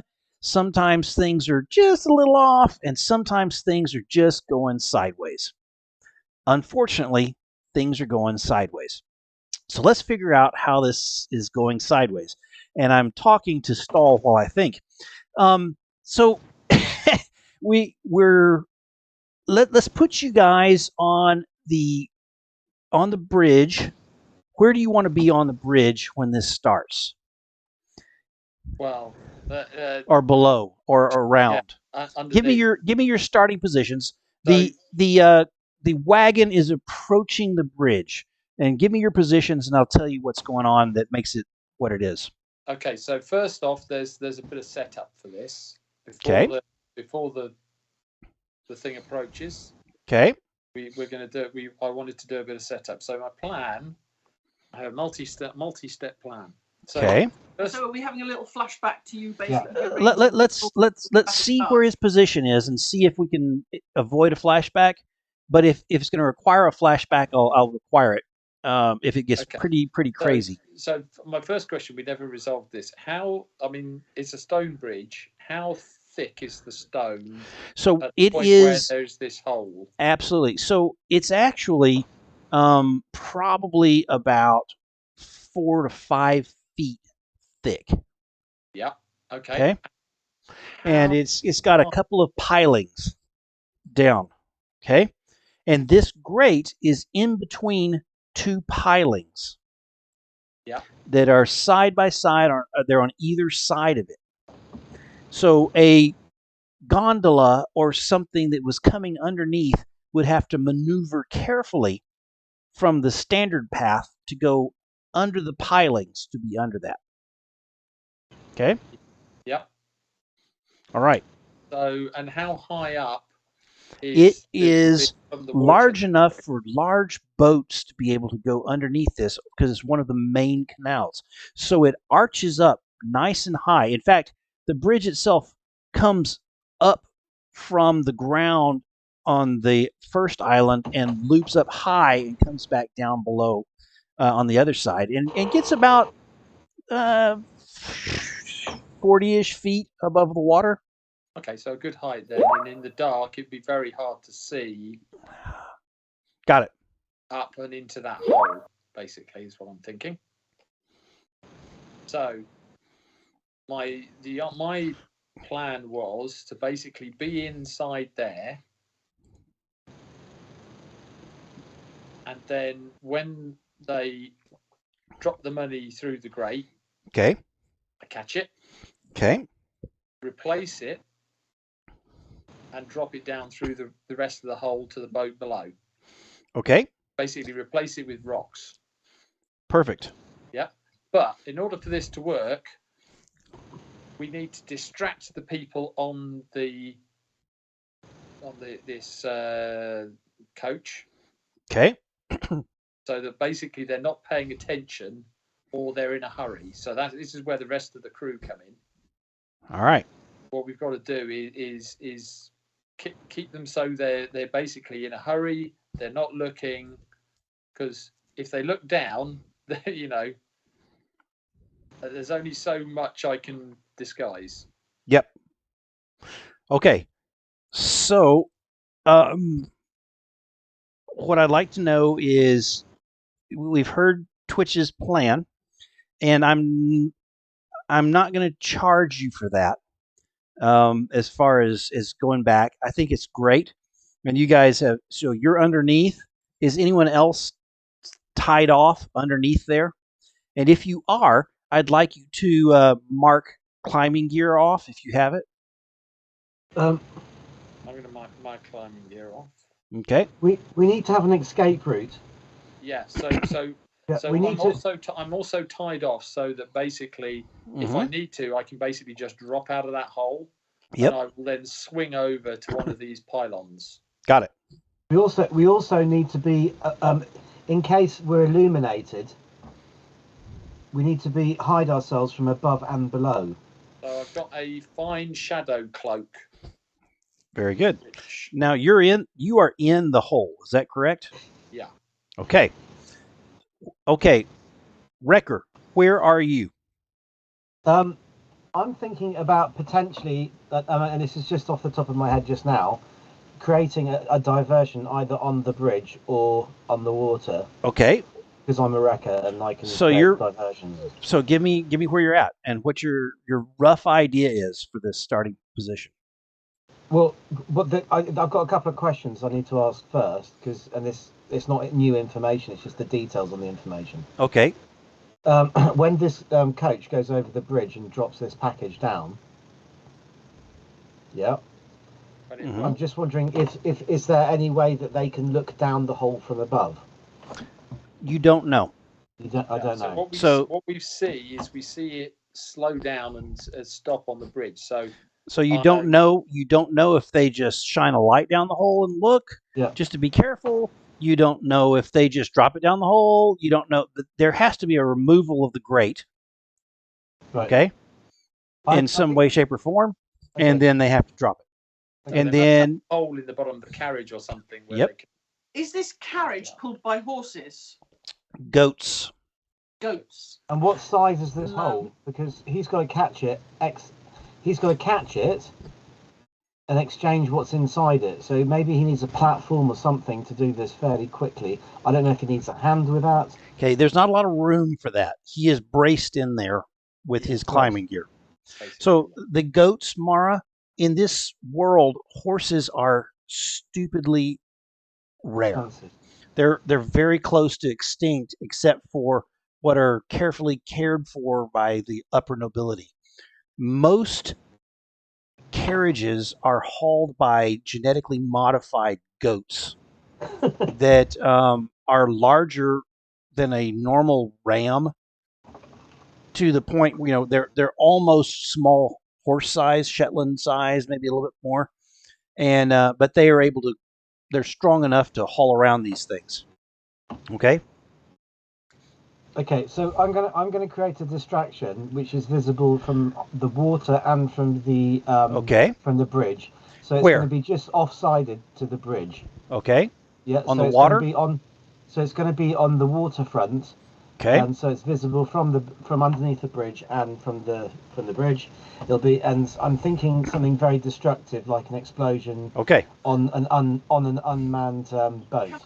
Can I just stop you there for a second? Because I'm just going to say, I'm going to create a distraction myself, which is that I'm going to be looking for maybe an eel spirit or a something, and basically I'm going to be asking it and sending it to basically harass and interfere with these goats and make them charge and stampede almost, if you like, so that the driver's got to control them and he's not really necessarily looking at what he should be looking at, maybe, but he's very got to good. pay attention to these goats to keep them under control. I love it. And maybe get them to shoot past a little bit faster than they might want to go past, so maybe they're not paying quite as much attention to what they drop through the hole, because they're actually holding on because the carriage is rattling around. So I'm developing the desperate situation in my head as we're moving. I'd like to know. Yeah. I would like to know where set it is.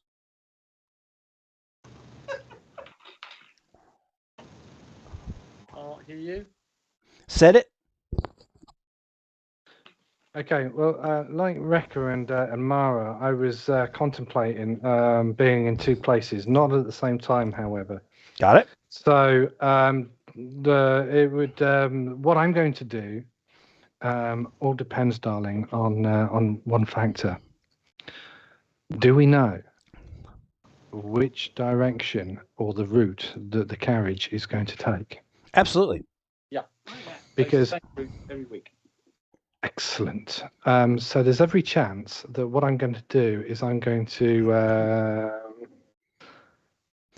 So it crosses this bridge right here. Yeah. It crosses this Right. bridge right here. So I It crosses am going this bridge right which, here. Which bridge are we?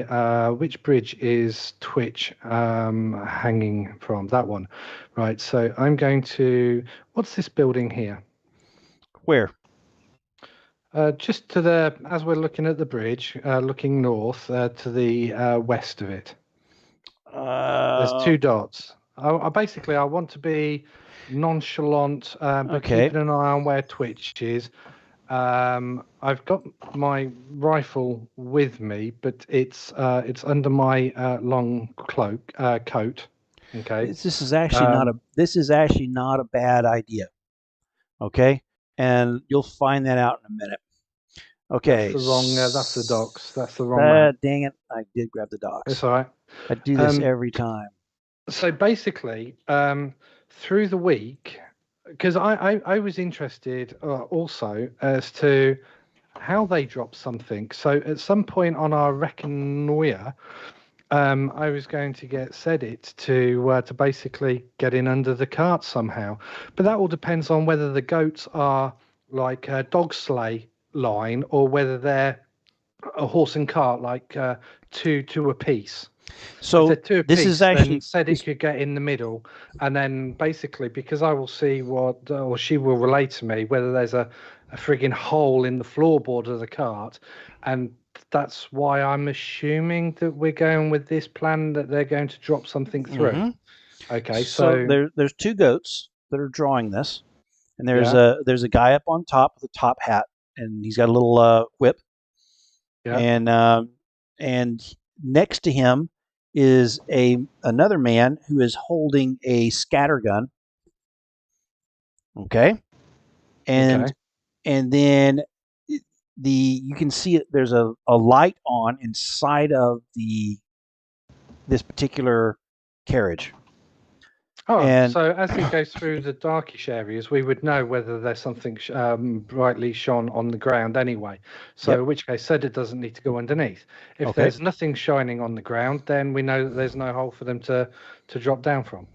Okay. To drop things from. Or there's You a know hole what I mean. that's covered up and then open. Or there's a hole that's covered up that's opened. In which case, yeah. So more than likely would through whilst we're.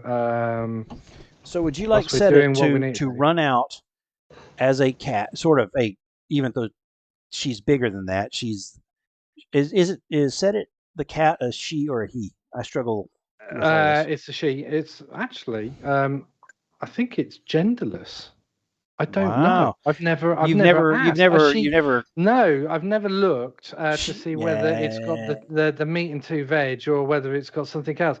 But Got she it. identifies as a she. But yeah, so Okay, very good. so yeah, so yeah, I'm going to ask Sedit to basically make it look convincing that because she's like lizard-like and quite big. Okay. You know, I try not to take her out on jobs and what have you because she'll easily be recognised and Yep. or shot at. So what I wanted her to do is basically hunker on down so she's like large rat size. Okay. Try and cross the street, see the goats, and if you're thinking that they're travelling south to north, okay, try North, and get to the north. west side goat. The goats get too close, and then basically she goes back east to the way that she just come. So it's like Scarpa. I'm not going to make it. I'm going to get trampled, and then she basically just flattens and goes right underneath the carriage. She comes out the other end, and then she basically pelts it down this way here. Okay. Or if it's happening down here, she basically pelts it down here. Okay, and then up round this way, and then over to here, and then she waits on this side. Whereas I'm actually stood right there. Okay. You're on the other side. Yeah, I'm on the other side. Can I get in there? Because that looks like it's fenced off. Crap. It is fenced off. I'll be on this side. You can be on that side. That'll Yeah, work. I'll be on that side. Okay. And like I said, I've got my rifle and I'm basically giving cover for Twitch underneath. Are But you I don't have the rifle. hidden? Yes. Okay. So you're going to probably step back in here in the shadows underneath this, where you've got a pretty good view across. Okay. Yeah, basically want to see this side of the bridge, and more importantly, where Twitch is, wherever Twitch is under the bridge. So I need to know where the brute is, and unfortunately, I'm not seeing him on roll 20, and that's causing me some concern. I'm guessing someone is going to need to help Twitch with this package, because that's going to be the tricky part, isn't it? I think there's a couple of tricky things that are going to happen, and it's because of the desperate roll. It's a little strange. I mean, we had to sort of go through and see where everybody was, so we know roughly where they're at. And Mara, I know what you're doing, but I still don't know exactly on the map where you're at. If you were to click on there somewhere where I sort of get an idea of roughly where you're at, it doesn't matter exactly. I'm going to be about here, basically. Okay. I'm So this side of the bridge. Got it. So we have set it up here with his long gun. We have you here working your spiritual magic. Yep. We have set it the cat, who's going to be doing a runner. We have Twitch, who's in the drain. We have Wrecker. Where are you, Wrecker? Physically on the... There's two of us creating a distraction. Is that really needed? Because... Yeah. I'm just saying, if I'm not needed, then I could be under the bridge as well. Assisting. Okay. Your call. Not really Okay, I think we need some quick response backup. So in case this all goes south, this could very easily turn from a deception into an assault. or a rescue. Or a rescue, yeah. So maybe I should be in the boat waiting nearby. Or at some either in the boat or nearby on the bridge. So, you know, because, one of the two. I think I honestly think that if it does go south and we need an assault, I think we need some smoke, some tear gas of some sort. That's a good idea. That's a very good Yeah. idea. Okay, so guys, what just I'd like... in case. Yeah, okay, I'll be doing that.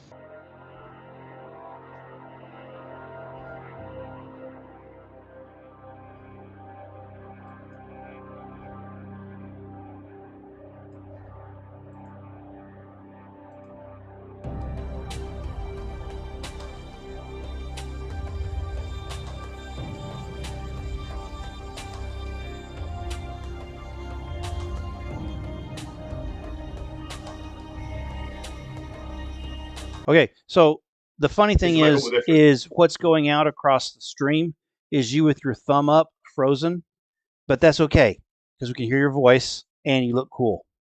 So, with that understood, all of this junk we've gone through, everyone sort of gave their position in this setup, and the critical one for me was, where is the brute physically? So everyone really quickly sound off around the horn on where you physically are. Click on the map to show him where you're at.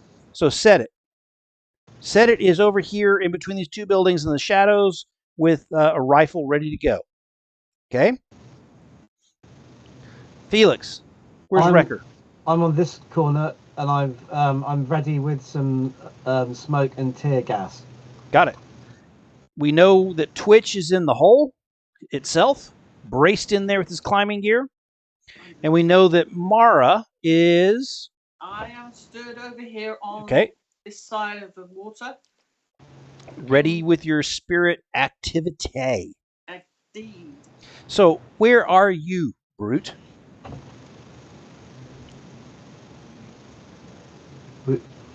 John, can you hear us?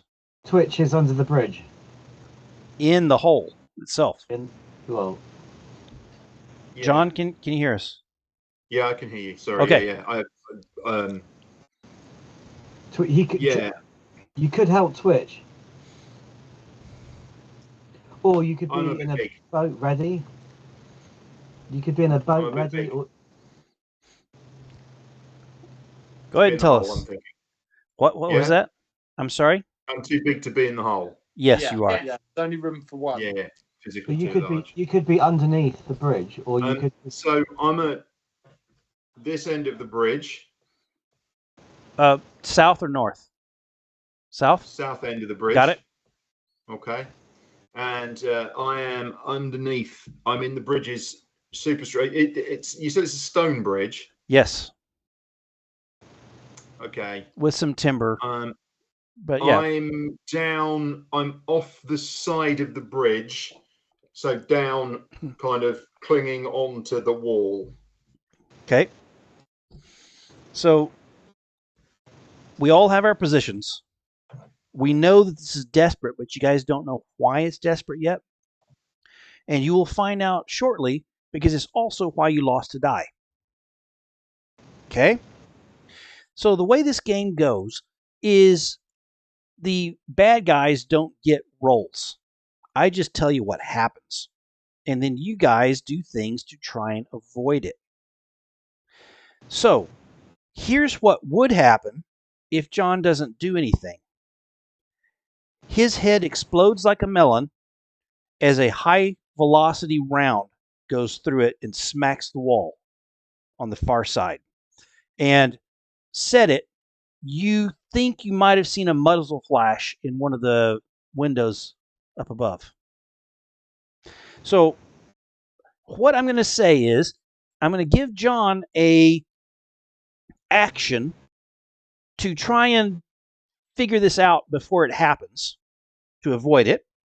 And then I'm also going to say that he can do a resistance roll if he fails that and takes the level 4 harm of headshot. Okay? So this is the desperate situation we are in. Is it looks like some sort of bounty hunter, hint hint, is taking a shot. So John, The caster. very possibly. What exactly would you be? What do you think would happen? Or I don't care if it's a flashback, or we have had prepared stuff, or whether it's just a. No, I think it's fine. I'm sorry. It is fine. Just carry on. And this is the result of this terrible roll up front that Felix did. You can blame Felix for life. Is I is I give you this terrible thing that's going to happen, and you tell me how you survive it. I guess it's kind of like the cliffhanger at the end of an episode. You sort of Yeah, see and him so on the side of the bridge, and it tells you in the it tells you in the book through to the snipe. yeah. You see the trigger get No. pulled, and and you hear the explosion. Oh yeah. And They then- tell you in the book to describe horrifically what happens, and then let them tell you how they survive it, and that's sort of the cool thing. Yeah. So, understanding that, John, what action would you like to take to avoid this horrific harm? You might be able to say that you have such attuned skills that you were already worried about some of the angles of attack, and therefore, when the shot goes off, you're going to make your skirmish roll to try and avoid it. Okay? Or I don't think command or consort or rec are going to do much for you, or tinker. Now, there's some things you might be able to do in some of the others that you don't have. Go ahead. And you can take help from people too. Okay? I did that skirmish. Skirmish. Oh, that's your skirmish? Brilliant. You Brilliant. suggested skirmish, so that's why I've rolled. I like it. And so you succeeded. Okay? So instead of taking that level 4 harm that would have been an instant death from this sniper across the way who's been hunting you guys, you tell me what you do that's the avoidance maneuver and how you catch this glint in the moonlight or whatever it is. I guess That, they just fall in the river. Or they oh. fall in the canal. Okay, so and your choice is that's your best maneuver to get away from this instant horrific event. Yeah. Got it. So you see or sense something just in time.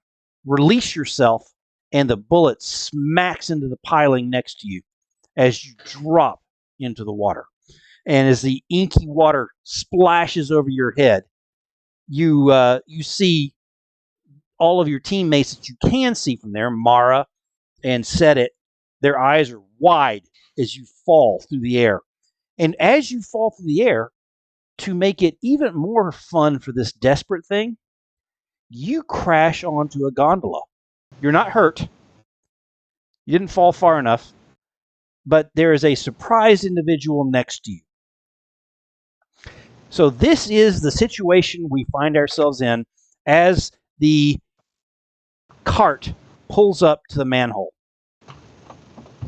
Just so happens that the brute is on a boat that has carefully maneuvered in between these two pylons. There are two people on the boat. One is a gondolier, and the other is a heavy fellow with a couple of pistols strapped to him.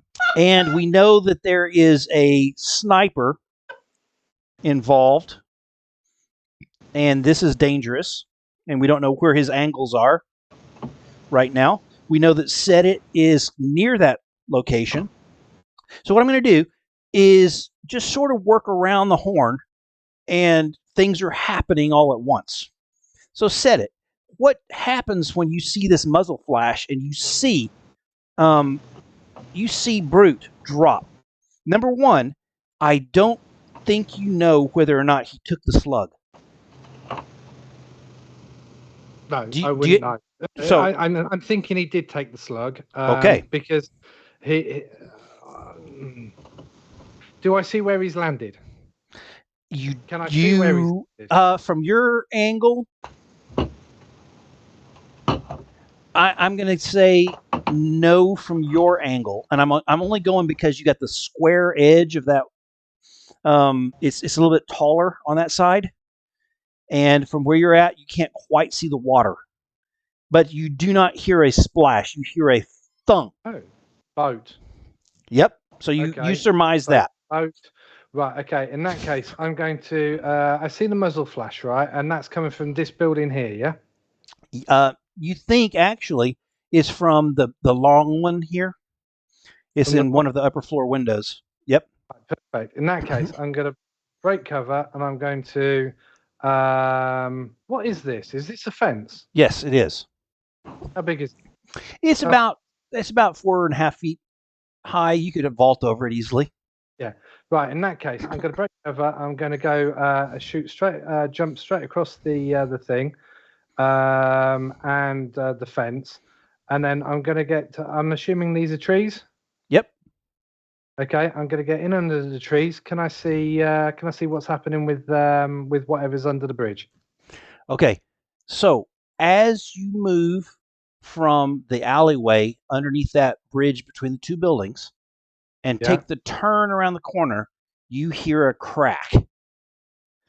And this bullet's going to go right through your liver. What do you do to avoid this? Is it a finesse move? What are you doing to avoid this horrific shot? So basically, what I would do is I would use prowl to jump and tumble. So basically, as soon as I hit back, I've got a 50-50 chance, and I'm going to go, because of what you've just said, I'm going to tumble to the left. Very good. This round that would slam into you has a sizzling sound to it, and it's got a glass tip, and you think it's full of electroplasm. Okay, so is it a desperate roll? This is desperate. And by the way, John, your roll was desperate, so take your points for that. What's the effect? Standard, extreme? It's going to be standard. You will, standard? If you move, you're going to move, and he's going to miss. Okay. You're not still going to get hit. Take stress? Do you want to? And I didn't offer that to John. I did not offer that to you. I apologize, John. On the most important role of your life, I forgot to offer you stress. Look at that. Like the cat you're named after, you shoulder roll to your side and up, and that splatters off the cobbles next to you. Okay, then I'm going and you're over the fence. Go ahead. I'm sorry? I'm got to worry about what's under the bridge. If he's leaning out of that window to get me, and that went straight for my liver, he's leaning out. I'm going to shoot him back straight away. So hold that thought, because I'm going to work around the horn. Wrecker. Okay. You see the fall. You see Brute take his fall. Whack into the boat. Okay, well, how big is the boat? It's a gondola. It's Right, like so just like two or three people. It's not as if he's not going to be noticed. Oh no, exactly. No, Brute will be noticed wherever he go. Well, Yeah. I mean, yes, he does slip incognito to some extent, but this is not a time that he just goes unnoticed. How close am I to the boat? I'd say 20, 30 yards. You can move across there rapidly. However, you've got to come down from where you're at to water level. So I'm not sure what you're trying to do. I think you're trying to respond to a probably injured friend. Is what I'm thinking. So this is my plan. Yeah. Okay. Things have gone wrong. Yeah. Yep. This is no longer a subtle switch and bait. So somebody has done something wrong. Can I just? You're right. Sorry. Someone's rolled something wrong. This is no longer a subtle switch and bait for the fact that the people on the boat. It's very obvious to the people on the boat that things have gone wrong. So my plan now is to get onto the boat and dispatch the two people on the boat. Okay. With Brute, yeah. Okay. Because the plan is now that these guys are going to just disappear with the package. Okay. So I want to make my way into that boat. I don't know what that's going to take, if it's possible. So tell me what roll you're going to do. It's difficult in the extreme because it's not next to the shore. Okay. It's out underneath that bridge. How far from the shore can it be? Can I do a jump? So and tumble towards it. I think with a very desperate roll, you could leap out and probably grab a hold of it. You may hit the water. Right, that's my plan. Okay. So tell me what roll you're making this desperate to do such. Well, I'm going to be using a prowl again. Okay. This is more of a tumble type jump. I love it. Yep. But I have climbing gear. Yep. Okay. And the climbing gear is attached to. There's a rope which is attached to, quite close to where Twitch is, and I'm going to be swinging on the rope at the same time. So maybe an extra dice. Okay, I'm perfectly fine with that. Twitch has left a guide rope that sort of goes against the pier, and your goal is to dive out, grab that, and use it to get the last couple of feet across or yards across to the gondola. Right. So this is desperate, and it will have limited effect. Oh shit! So you may or may not make it all the way, even if you succeed. It is what it is, brother. You want to take some? You want to take some stress? Yeah, I'll take some stress. So give me an extra dice. Yes, you will, and I'll give you an extra die for the rope. For the rope as well. Okay. Remember to mark down your desperate rolls. Yeah. Oh well. Yeah. Will this be recorded in chat or something? I don't know. Yes, but if you do it, it really helps me out, so I don't have to completely rewatch it. Go ahead. There it is, and that's a critical, guys. That is critical. So Felix, tell me how this critical occurs. You get extra effect. So you have leapt out, grabbed the rope, and swung onto that thing. What do you want to get extra for this critical? Well, there's two things. I want to be arriving unexpectedly and dry. Do you want to kick one of the guys off? Yeah. Why not? Okay. Yeah, we'll kick one of the guys off into the water. With a critical success, you can swing across, kick off one of those guys, and land gracefully. Okay. So the person that you kick off is the gondolier. So there is no one steering the boat. Not the guy with the pistols. Right. Well, of course not. I mean, I'm nice, but I'm not that You're nice. not that You're nice. not that yeah. Is there a pole in? Is there a pole I can grab onto, or With that roll, you grab the pole as it starts to fall into the water. Oh, that's a cool move. That is about the coolest move you could possibly imagine, Yeah. and he just got a experience point for that too. That's a Brilliant.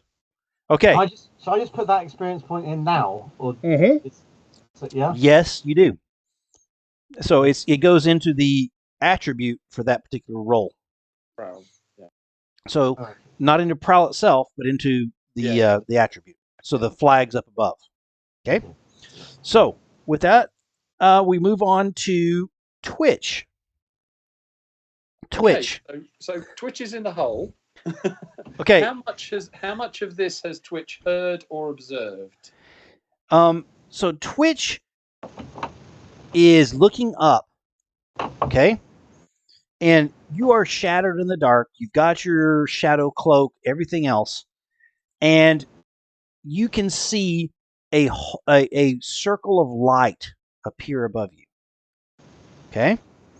And this circle of light has a face in it, looking down, squinting down. It's an older man with a thin mustache and wavy silver hair. And he's got a pistol in one hand, and he has a large sack in the other. Okay. He looks down the hole, and he's like, and you don't know if this is something they do because it's a standard practice, or something that they do because it's because you rolled so shitty, or Felix did. But he points the pistol down the hole, looking,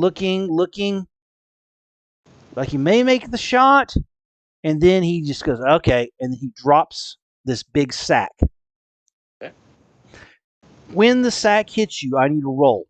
It's much, much, much heavier than you were expecting. Okay. It's like you're catching two brutes. And now there's four in the boat. Well, no, because I mean I'm tied. So, okay, so yeah, what roll do you want me to make? Whatever you want, brother. You tell me. Well, so prowl covers things like jump and tumble. So Sure. what, Sure. If you acrobatically are trying to grab this and maneuver so what Twitch is going to do is he sees this sack coming. Yep. And he's crouched in the hole, so his knees are up, braced against the other side. Absolutely. And any you can use your climbing gear as part of this roll. That's it. So he's got his climbing gear. He's tied off around his chest, and that rope goes underneath the bridge over to one of the pylons. So when this sack comes down, he knows there's no way he's going to stop this. Okay. So his plan is he basically lets, as soon as the sack comes very close to him, Mm-hmm. basically pulls his knees away, so he starts dropping as well. Nice. So they're both in free fall, the sack and him. He's going to grab that sack close. Okay. And then let the rope basically take him Out. Underneath the bridge. Out and underneath. Now, are you going to swing out one side, or how's that? Yeah. How's it designed?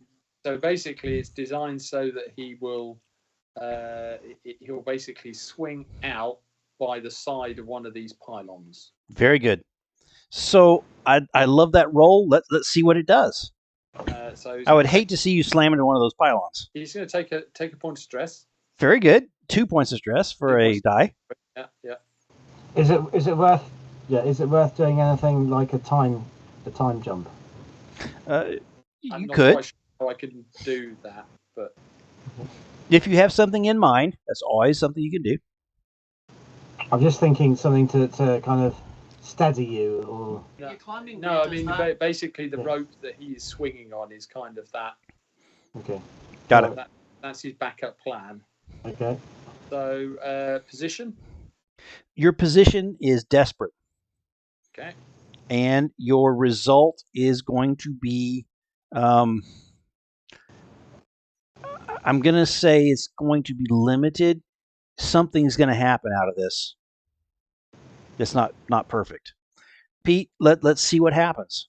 This is a scary situation. And remember, you guys all have blue coat type disguises, as you've said. Ladies and gentlemen, look at that 6. So, as if you had planned this, you grab the sack. It's not quite as heavy as I described it. And you hold on to this thing, and the rope falls and snaps, and you hold on to it through the snap, and you swing out and back almost to a 90-degree from the bridge, up in the air, holding this thing. Below you, you can see the water. You can see the gondola that has gone in between. You can see, strangely, Wrecker is on the gondola holding the pole. And not only that, freaking Brute's on there on the gondola. You're like, that's not quite how the plan is supposed to go. And I'm a third person. So what I'm going to do now is go to Mara. I'll leave you swinging in the air. Mara, tell me about your distraction. Okay, well, so I mean, it's all started really just as planned. You know, the Absolutely. carriage So was coming I would say along. I would It say was your distraction starts just before the shot goes out trying to really kill there. Brute. So so my distraction is literally I'm calling on these, as I say, these eel snake type spirits to Got it. go and harass these goats to send them charging and the carriage rolling rampant, literally racing across the bridge, so they don't have time to Okay. do their So normal checks and what guards. role do you do to do this? I would assume a tune is part of Oh it, yeah, it's an attune. where you Yeah, can use your spirit mask it's for my extra. compel ability that I'll be using. Okay, And yes, my spirit mask is on to control the. and that's an extra die. So go ahead and make your roll, and let's determine how effective this is. This I love giving out these desperate rolls now that I know you're getting experience points, but I think for you this is actually just risky. You're not in a situation that is life and death. However, if things screw up, it could screw up for your team.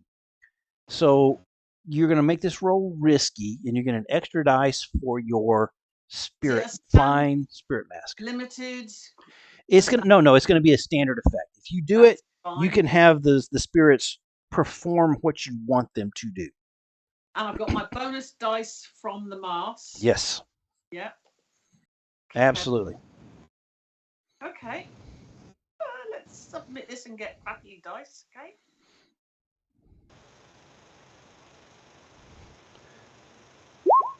So as you roll the dice, you hear that crack of the shot. Yep. Out the window.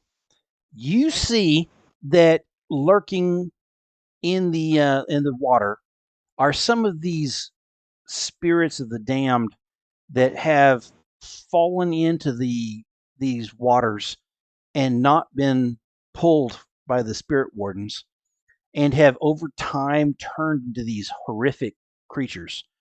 And there are a couple of these nasty eel creatures. There's one that's about, you think, probably 6 or 7 meters long, and there's one that's 30 meters long. Okay. It's a monster, and it's actually already affecting the material plane, in that as it moves, you can see ripples on the water as it goes along across the top of it. It is a serious beast. What exactly you're trying to have them do? Well, what I was trying to have them do was to, as I say, harass and basically harry these goats, so that Okay. they be charged and unexpectedly charged and charge across the bridge, Okay. out of control, basically pulling the carriage as fast as I can get it basically moving once it's got that. So basically, when it's at that drop point, to basically do this so that it everyone's attention is drawn away from what they should be doing, which is to look down the hole and check the. Got it. There, I want the carriage charging away, basically, so they just drop things and try and regain their control of the carriage. Wonderful. So what happens is that giant one swings up from your side of the bridge and comes behind the carriage up over the top, and absolutely devours the person who has the shotgun. The person who has the shotgun? Who's that? The second rider on the. Oh, okay. The one riding shotgun. And exactly. And you hear the bong, bong, bong of the spirit bells that someone's been killed. And then it goes down and it runs between those goats and they go absolutely berserk. And the carriage sprints down the path and straight ahead as fast as it can go. And it is just after the bag drops down into Twitch's hands. Okay. In fact, as that starts running off, you can glance over the side and you see a wide-eyed Twitch at the end of a rope, almost 90 degrees up from the from the bridge. You see him out at the end of that rope at the height of his swing with a big bag in his hand.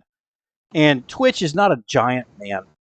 And this bag he is clutching with arms and legs. Okay? And you heard a shot, not just like a second before that. Did I see where the flash of where this shot came from? Yeah. Yes, you do. But I am going to move on from you, sadly, and we can come back to your possible response here in a minute. Because I think you have a good idea. But I'm going to screw that and move on to where Rob has vaulted the fence and moved into this tree line. Now, these trees, Rob, are being maintained through alchemical properties. Probably they are being run through, there's some electroplasm into them. They're poisonous and they're bad. And the longer you're in their presence is probably not a good thing. So you are crouched down, hidden. I didn't think I got to the trees. I thought as I broke cover, I got shot at, and I said, yes, I turn around and shoot back. Oh, okay. Let's do that. I tumbled out the way, so then I turn around because if he's leaning out to take the shot at me, yep, or it's leaning out to take a shot at me, I should be able to. So long gun up, and it's basically as I tumble, I come onto one knee, and I basically raise my rifle. So basically, I hear the shot, I tumble to the left. Got it. The shot either grazes or it misses. So when you say tumble to the left, that's as you're facing away. So is that towards the bridge? Away. That's towards the bridge, yeah. Okay. So and then you I are turn right around, there. Okay. And bring up the gun at the end of the tumble, and then pop. Take a minus die because the carriage rushes by you, almost hitting you. Okay. Okay. And then give me your roll. You can take stress, but you're going to take a minus die because this thing is. You are trying to concentrate as a runaway cart is pelting at you and by you. Okay. Fair enough. Is it Is it desperate or is it risky? It's risky. If you Okay. fail, The effect. you might get shot back. The effect is standard. If you hit, you're hit. Okay, so I'm going to take 2 stress to counteract the minus Mhm. the minus die. Very good. Fuck it. There we go. Okay, it's a hit. You see a spray of blood. You know you connected with this guy. Okay? Okay. So here is your penalty on that. Is the shot comes back at the same time. And I need you to make a roll to avoid this shot as well. Okay. And this so one I'm going to is going to tumble be again. it's a hollow point. That's a scary look, John. I cannot begin to tell you how scary that looks.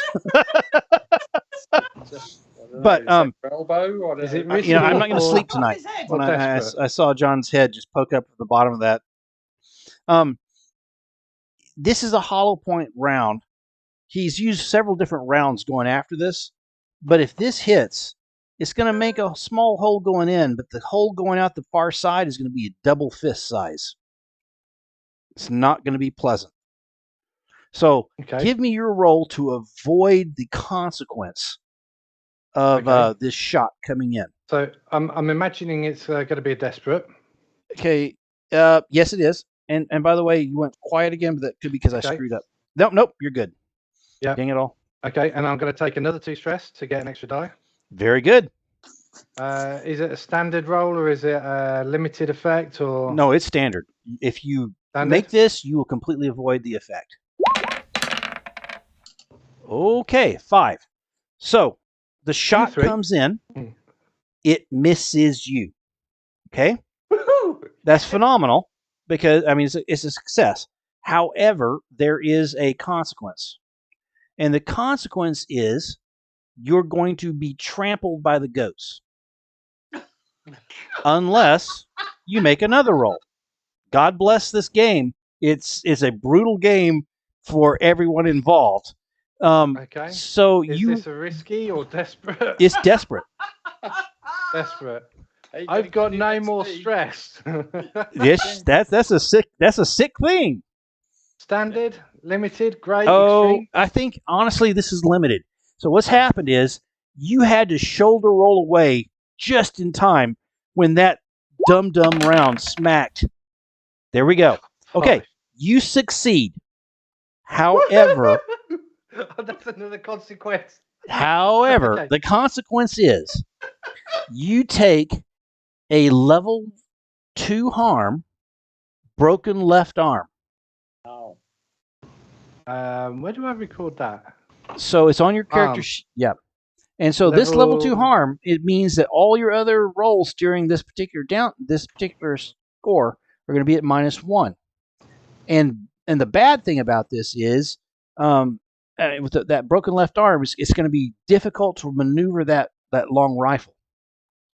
And Yeah, what no, that's happened fine. is you got trampled, seriously, and you were hurled and thrown, and you're torn all over. So right? even though I succeeded my roll to avoid being trampled, I still got trampled. Well, okay, let's put it this way.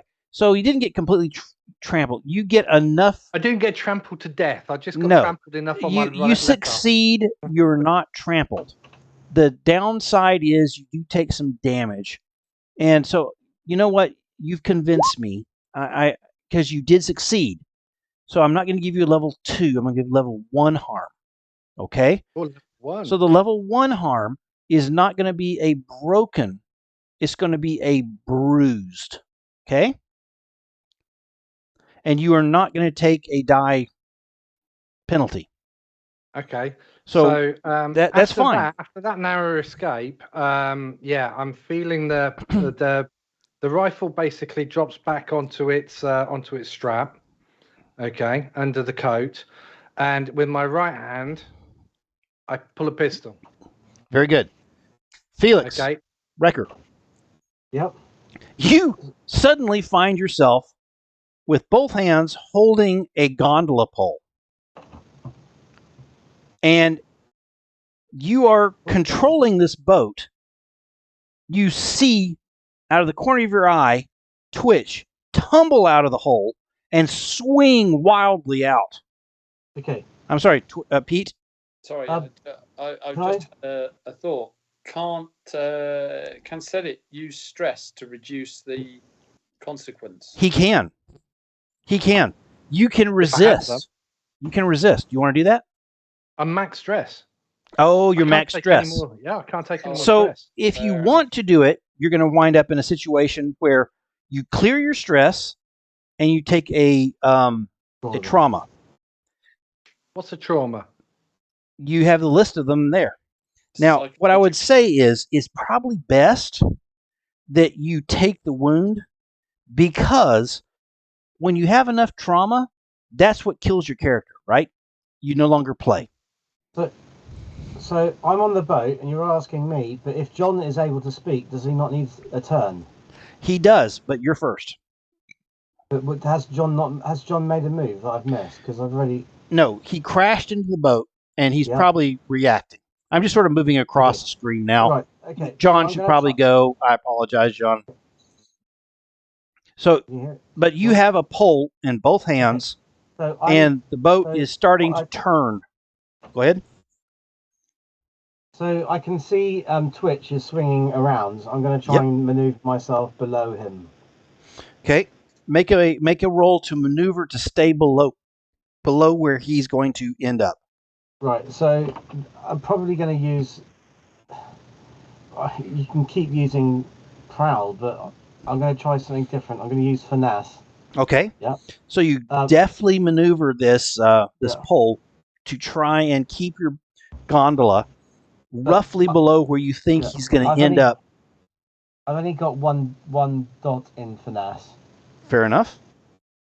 So I would like to try and I'm wondering if I can use anything to help me with this. There's always stress. So I'm going to use stress.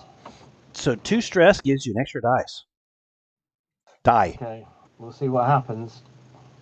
I know the difference between the word die and dice. I keep on here for some reason. I rewatch these things and go, what the heck is wrong with me? But I say, anyway. Controlled, desperate, or actually, this one is just risky. Okay? It's risky with standard effect. Let's see what happens. Okay. So you stay under his position. Okay? However, the guy with the pistol turns his pistol towards you. And he's preparing to take a shot. I'm going across now. I'm going to skip over Pete and Christine really quick because I want to deal with what's going on in the ship, or the gondola. I'm going to jump to John and say, when you crash down, it's number one, you thought you could hit the water, and you hit this thing, and then you see next to you, there's 2 people, and all of a sudden, Wrecker swings in like some Cape Crusader, kicks off the gondolier, lands like a acrobat, and takes over trying to maneuver the gondola. The person right in front of you who had 2 pistols in his hand, who was staring daggers at you, turns and starts pointing his weapons towards Wrecker. What do you do, Brute? Where is he facing? Away from you, 90 degrees. Is he facing towards the back of the boat? Yep, where Wrecker is. Okay.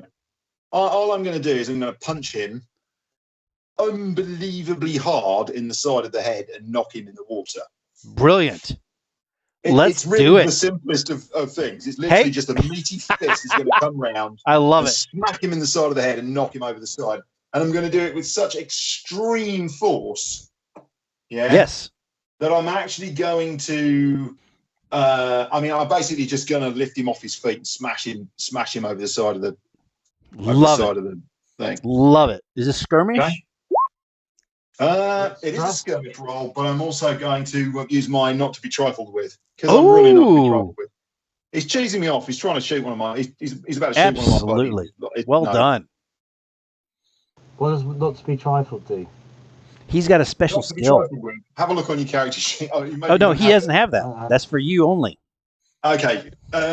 Yeah, so not to be trifled with is basically you can push yourself to do one of the following: perform a feat of physical force that verges on the superhuman, engage a small gang on equal footing in close combat. Are the two things. So basically, this is a skirmish roll where I'm just with a meaty thwack. I'm going to basically knock him over the side of the head. I mean, and unconscious into the water. The idea is that if he ends up dead, well, that's his problem, not mine. Very good. So you are going to engage in a physical feat of superhuman level when you smack this guy with your big. And by the way, if you've measured across Brute's fist, it's like a bread loaf. It's ridiculous. Just remember there are ghosts in this, and I've already knocked someone in the water, so we have to take that into account. But carry on. It's already, yeah. I think this is a done deal. Okay, so let's make this roll. Good, let's see what happens. One after you and one after me. But they're in moving water that's going quite rapid, I would expect. Yeah, exactly. Yeah, so they get carried away, then they won't remember who we are, will they? That's the hope. He's not going to see me anyway, is he? I'm not going to. He's not going to take time for them to die somewhere else. Where. Yeah, exactly. Not our problem. Let's see it. Killer eels. Oh, there's always So those. standard? It is. This is just risky, and it's going to be a standard effect. Actually, John, I'm going to say great effect. Because of this, if you do it, it's going to be everything you want and then some. Let's give it a go. Let's see what happens. Oh, there it is. Okay, tell me what happens with this six. So Wrecker swings in and lands on the back of the boat. This guy spins around. And he's got his pistol. And he lifts his pistol up and he goes to say, "Oi!" And the next thing he knows is, for some bizarre reason, the world just explodes in his brain, and and my fist hits him so hard in the side of the head.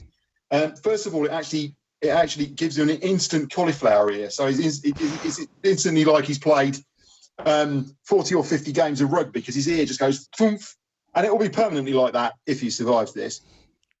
The fist hits him so hard that he's actually picked up off his feet, spun upside down. The other side of his head clonked against the side of the boat. Not that it's going to make much of a difference because he's already insensate. And all you see is this pair of boots come up in the air, and then the whole lot of his body sort of slide off like a spear into the water as he sort of splashes in. Very good. And all I do is I lean forward, and Wrecker looks at me, and I look at Wrecker, and I'll just give him a nod. If anyone was watching the two of you, it would almost seem like you did this all on purpose. When Wrecker, absolutely, we planned this from the beginning. Yeah, when Wrecker came in with his brilliant swing and kicked the guy off the side, and then when you just smacked, it looks pretty damn professional. Now Twitch is watching. Yeah, well, now actually, all we need to do is rescue Twitch from the rope. You're on the big downswing. Golden. You're on the downswing, and you can feel that in your stomach as you're swinging down with this weight in your arms. So Twitch is going to pull a knife out with one hand. Okay. And as he comes over the boat. Okay. Boom. Okay, I love it. So tell me what as he comes action. Down, I catch him. Fair. Okay, so I'll give a extra dice for him trying to catch you, and tell me what you're doing to try and land in this gondola. Well, it's a prowl roll. Jump I love it. Okay, perfect. Let's do the prowl roll. Yeah. It's not desperate. Well, actually, you know what? This is desperate, because if you miss, you're going to go right in the water with that heavy thing and go straight to the bottom. So this is desperate, and you can imagine in your head smashing into that cold water, black water, and crashing all the way down to the bottom of this deep canal, smashing into that mud at the bottom and seeing the swirl of eels coming at you. Okay. So desperate effect. So desperate. The effects can be standard. You'll if you make it, you'll make it. You'll be on the boat. And I'm going to take 2 points of stress. I think you should. So 2 bonus dice. Mm-hmm. Okay, now. 5. It's a success. Yay. So you smash down into the gondola, and you take a level 1 harm, dinged elbow. And what that's going to be is you have smashed your elbow flat down on the gunnel of this gondola. And at this point, and until this recovers, your left arm is useless. Okay. And the sack tumbles into the floor of the gondola, where the 3 of you are now, wearing your blue coat uniforms. Right. Okay. I may have turned you down again like an idiot. Okay. So, Mara, I'm missing out on what we want to do with you. What's happened? You saw this massive creature do what you bid it to some extent. You see the driver is looking over his shoulder trying to figure out what's going on. He may or may not have seen, I don't know, anything that's going on. You don't know, but it's sprinting off. You're not quite sure if your blue coat disguises have been seen enough to draw the attention that direction. I think I'm going to basically, I think I'm going to shout out in a loud voice, drawing attention, assassins and murderers. And basically, I'm going to point to the rooftop, because I've seen the flashes coming from this rooftop, haven't I? Yep. Yeah, assassins and murderers up there, over there. Somebody's call more assistance. We need more. We need more men in there. Now, are you wearing your blue coat disguise? Okay. Yeah. Got it. So basically, drawing attention to the fact there's a blue coat here. Okay. I've been here. Is aware of what's going on, and basically pulling attention to the to whatever's on the rooftop. But I'm also going to be calling upon the smaller of the 2 eels that you said there were 2. Yes. The large one that attacked the yes. The carriage for and me. is still harassing it down the road. One. Yep. But there's a smaller one, isn't there? Yes, there is. That was there. So I'm going to call upon that and try and compel it to shoot up to the rooftop and try and knock this assassin off the rooftop. Very interesting. So it's not in a rooftop; it's in a window. But you sort of know where the flash was. So what is the command you give to this ghost? Basically, I'm going to command this ghost to hunt out and attack this assassin. Basically, stop him from shooting out the window. Very good. Back into the room. Push him back, damage him. Perfect. If necessary, do not kill him though. Okay. So let's make this roll. What roll are you using for this? I'm excited. This is cool. So this is going to be again using my compels ability and very good. Let's do it. To aid me and assist and help push this. Yes. Okay. Yes. As well. Risky. It is risky because if you fail, there's another shot that'll take off and may hurt one of your friends. But it's going to be standard. If you succeed, you will have disturbed any further shooting for this couple of rounds. Okay. And by the way, GMing a situation like this has been very interesting because it's not exactly simple. Because there's not a lot of rules for every 5 feet square, all the fun stuff.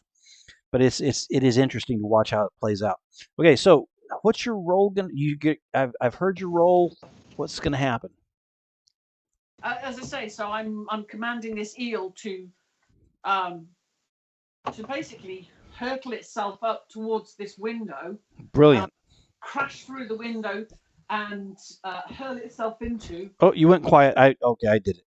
Never mind. It hurl itself into this assassin that I'm also calling everyone else's attention to the fact that. I see. I see. Well done. Okay, make the roll. Make the roll. Let's do it. Ladies and gentlemen, we have 5. So it does crash through that window, and it's going to stop that shot. The downside of that is a shot gets off before, okay? And this shot is aimed at set it. So, well, yeah. It's the curvy one. The curvy one. So, I think I'm not sure if I've skipped over too many people before going back to set it to him deal with the shot getting off. Please speak up if I am screwing you on time so that we can get to you. So set it. I need you to, once again, you've done everything possibly right, and you see this ghostly thing crash over there. But as it's coming towards it, a shot gets off. And this guy really wants you dead. I mean, already killed him though. Really wants in your mind multiple times. No. You told me I hit him in the head, and his brain went kasplat. No. Yeah. No. Didn't hear that. No. Yeah. Just heard that there was an explosion of blood. And there was an explosion. No. No, he was hit, but he was not hit in the head. No, so he was hit. And you did hear, you know that he has done damage. And the shot coming back at you, I will give you an extra die because he has been hit. There's John. I love it. So you've been hit. No, he's been hit by your shot. His shot coming down at you. And this time, you think he's gone back to the electroplasm round. And it is coming in like lightning towards you. So tell me what you do to avoid this, because otherwise it's going to punch through your neck. I'm going to tumble out of the way again. Well done. So you're going to tumble out of the way as he's making his shot, and you get an extra die because he has just been damaged by your shot. Oh, actually, you know what? I'm giving you 2 die because he's also just out of the corner of his eye is seeing this ghost eel coming at him. Okay, is it a desperate roll? It is desperate because if you fail this, you're getting shot in the neck. Standard? Yes, standard effect. If you beat it, you beat it. There's the 6 we wanted. Okay, you completely avoid any harm and get completely out of the way with no problem whatsoever. You were out of his line of sight and safe. Will I return shot? I'm going to make a luck roll. So give me a 1d6. On 1 to 3, he's already pushed back into the room by the spirit. On a 4, 5, 6, you get a shot back. Okay, so he's pushed back into the room by the spirit and is out of your line of sight. You go, damn it, because you really, really wanted to get that shot off. Okay, so he is back inside, and now we're going to Wrecker. You're on the gondola. You have Twitch in the gondola holding the horde.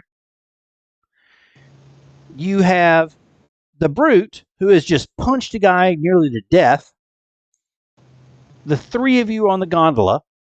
And what do you want to do? We need to be getting away. Okay. So which way do you go? I mean, your gondola is pointed to the east here. And that's the way it was originally going, yeah? Yes. That may not be the... And which way is the water current going? It is actually going towards the sea.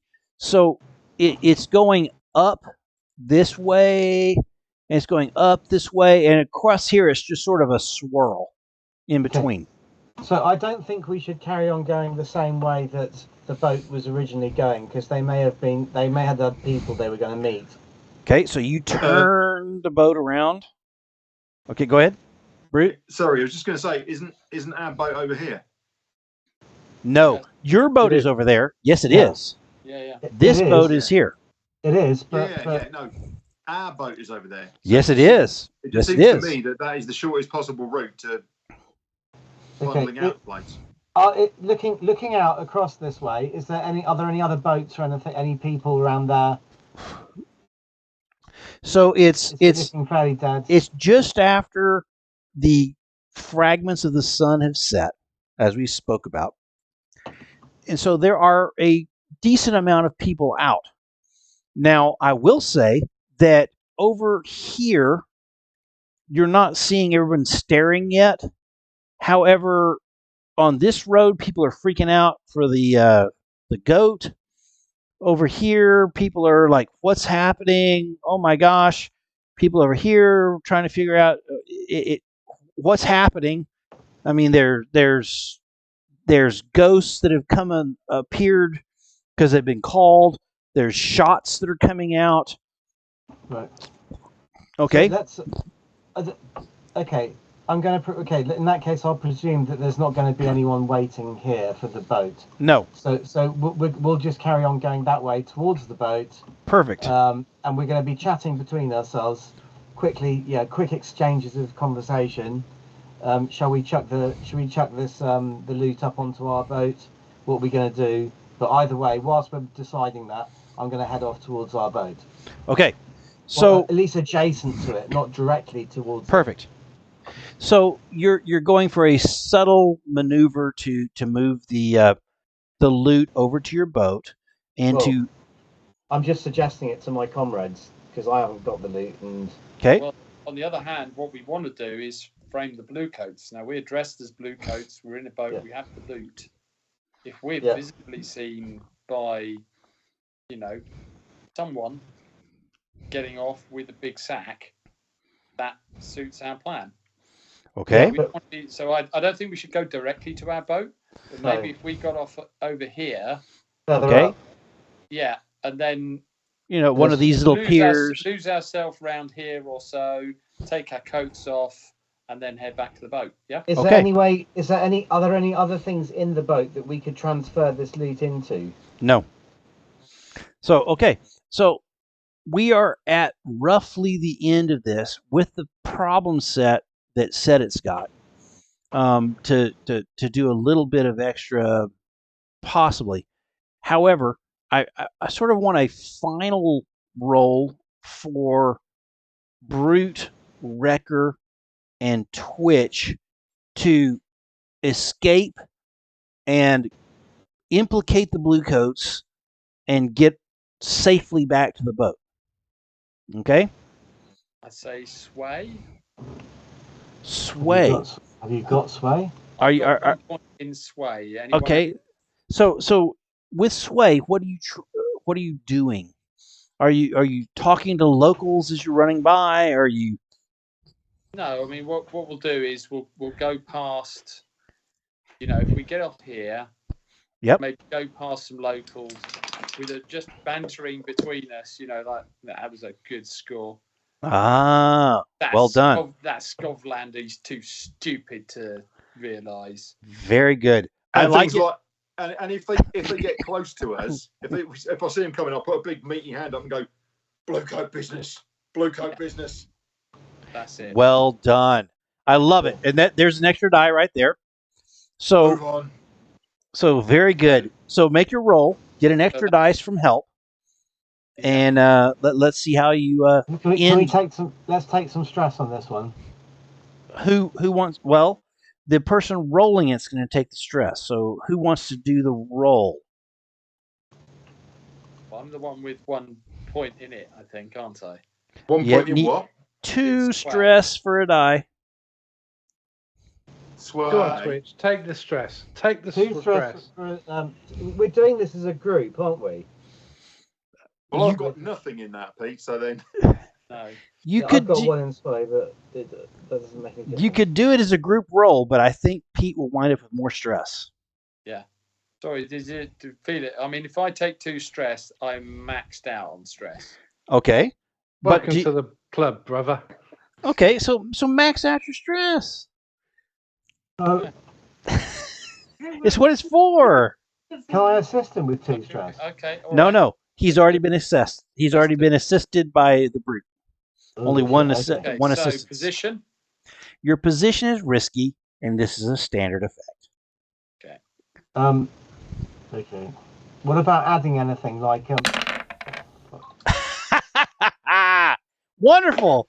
You succeeded. How awesome is that? So you succeed, and you have implicated the bluecoats in some way, shape, or form. Okay? And you maneuver around and you head back to the ship. Now, what I'm going to do really quickly is I'm going to go back to this sheet right here. And what I'm going to do as a dickish move is right here. Dun, dun, dun.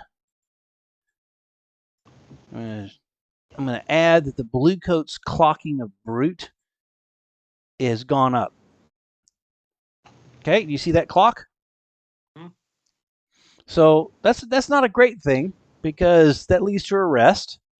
However, you're there.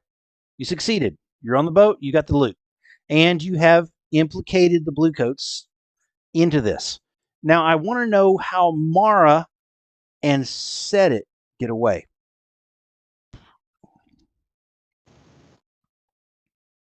Okay. Well, I think there's been a fair amount of distraction going on. Fair enough. I'm basically looking to slip. I've got to keep moving, changing the size of this damn thing. All right, I'm going to basically look to slip along the passageways and around, and I'm looking to come down to this bridge down here. Okay. In Coleridge? Coleridge, and then basically back up this bridge. Okay. So I'm looking to basically scoot down and through the buildings around. Okay. Passageways. If I see anybody, I'll nip behind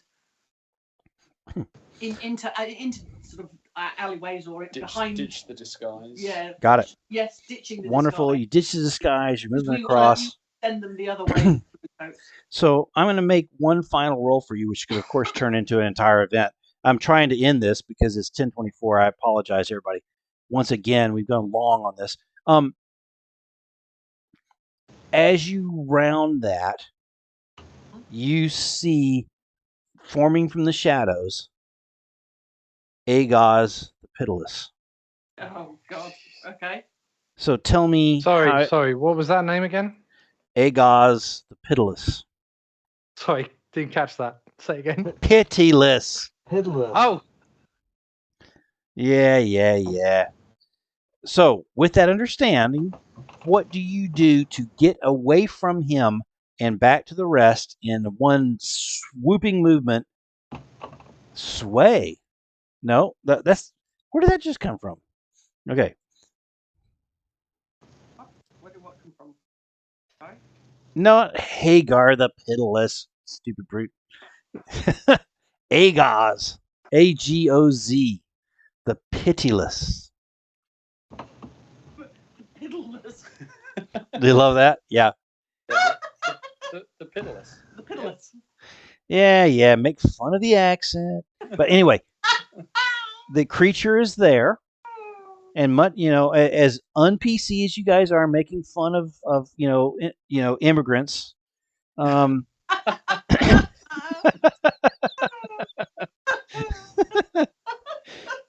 you should be ashamed. Anyway, what do you do to try and get away from this creature that pops up out of the darkness and goes, "I know you," and starts lumbering across the street towards you? I am basically. I can't hear. Oh, Run. Yeah, I'm running. run, You know nothing. you You frickin', know nothing, Jon Snow. you frickin' leg it. Okay, got it. And I'm using an English term, leg it. Okay, so what exactly? What role is this to get the heck out of Dodge? Oh, shit. Well, prowl is a run. Prowler's run, is it? It says Yeah, run. prowl's a run. You could use Prowl. finesse, but you have to really sort of get No, a I'll understanding. use prowl. I'm basically running and jumping and. Do you want to give us any stress? Oh yeah, I think I'm definitely going to give you. I love it. Burn that stress, baby. So burn 2 stress, get an extra die. Stress. Let's see that 6 that takes you away safely with no problem. Let's see that 6. Come on, come to Papa. Now, is this desperate or is this? This is desperate. He is going to attack you if you do not make this. Standard or is it? It'll be standard. If you make it, you will get away. Standard. If you roll a 6, you're gone. He will not catch you. And I've taken an extra dice. Yes. It's stress time. Okay. Going for it. Yes! There it is. Yes! Well done. God. Woo! Thank you, dice. You, the dice gods are smiling upon you, and you duck under a meaty arm of Agos, and you hear him hiss at you as you scramble by. You have to go to all fours for a second to dodge an arm, and then you are pelting away. And with a turn or two, you are gone, and you are safe. And you have left Agos once more, wondering exactly who you are. He's been searching. He's been trying to figure out what's going on, but he nope, didn't catch you that time. Wonder if we can. I wonder if I can throw my blue coat over his head, leave him with one last blue coat hint. That's where I am. There you go. The blue coats. Sorry. You should shout at him as you go past. You don't want me. You want Flint. Yes, good idea. So, Yes. who have we have left? We have Said It left. He's been exchanging fire with this other bounty hunter, and the bounty hunter is now out of sight. Go ahead. Said it's a lady. She. I'm sorry. I'm sorry. Lady. Said it. I apologize pronouns every correct, time. darling. It's I'm so old fashioned. So Said It. You have stumbled away. You've done what you need to do. You've taken some damage. You've taken some shots. You do not see this sniper from where you're at. Okay. So I was asking about the flash forward or the flashback for a reason. Absolutely. Because I wanted to scout out positions for ambush, namely using a long rifle. So I know that room would have been prime position for a bounty hunter to keep lookout for. Okay. So I also know what door leads to that room. So give me, I'll only take 1 stress for that. And I can't you can give you any stress. I'm sorry. That's what it'll take to learn that knowledge. Oh, in that case, I changed that. I'm climbing straight up the side of the thing, climbing through the window. Okay. So you Where's the bounty hunter? very good. So you, instead of burning the stress to try and remember all the stuff and all that, you rush to the side of the building, use your capabilities to climb up, and I'm not going to make a roll for this, and Okay. you push through the window, and yeah, it's empty, but you do see a card on the ground. Yeah. I know it's Castor's. Oh yeah, and Yeah, I saw it. it's So got a rude where's the blood trail? it's got a really rude picture of you, exaggerating some of your attributes. I pick it up for prosperity reasons. Where's Very the good. blood trail? Is there a blood trail? There is, but it's Okay, I'm rapidly. following it. You follow that, and you see that You're he is not taking. right in the blood trail. Castor was here. And We by the won't way, duplicate you. you the blood trail is gone shortly. Okay. He's bounded up, and so what I'm trying to do, by the way, is at 10:31 p.m. is we have finished it. You're not going to catch him tonight. You do a good look through and everything else. You find a couple of cartridges. If you want to take those, we'll give you a. There's a possibility that you might be able to backtrace some of those to a producer. Yeah, I'll take them. Okay. I'll take them. Very Okay, good. and then what I'm going to do is I'm going to go through the building to the right of that, come out the other side, and some point between the two, I'm going to stash. If there's a convenient place to stash, I'm going to stash the uniform, and then I'm going to come out and give Sedit the mental command of where I am, and then we're going to go fishing. I think. Fishing. Yeah. Oh. For a bounty hunter. Okay. So with all of that done, you guys have taken the stash. You have implicated the bluecoats to some extent. We'll figure that out. And it appears that no one knows that you did it, and you're on your ship. I assume you're not going to keep the ship there for a ridiculous amount of time, but maybe you keep it there for a little bit. And bravo, you did it.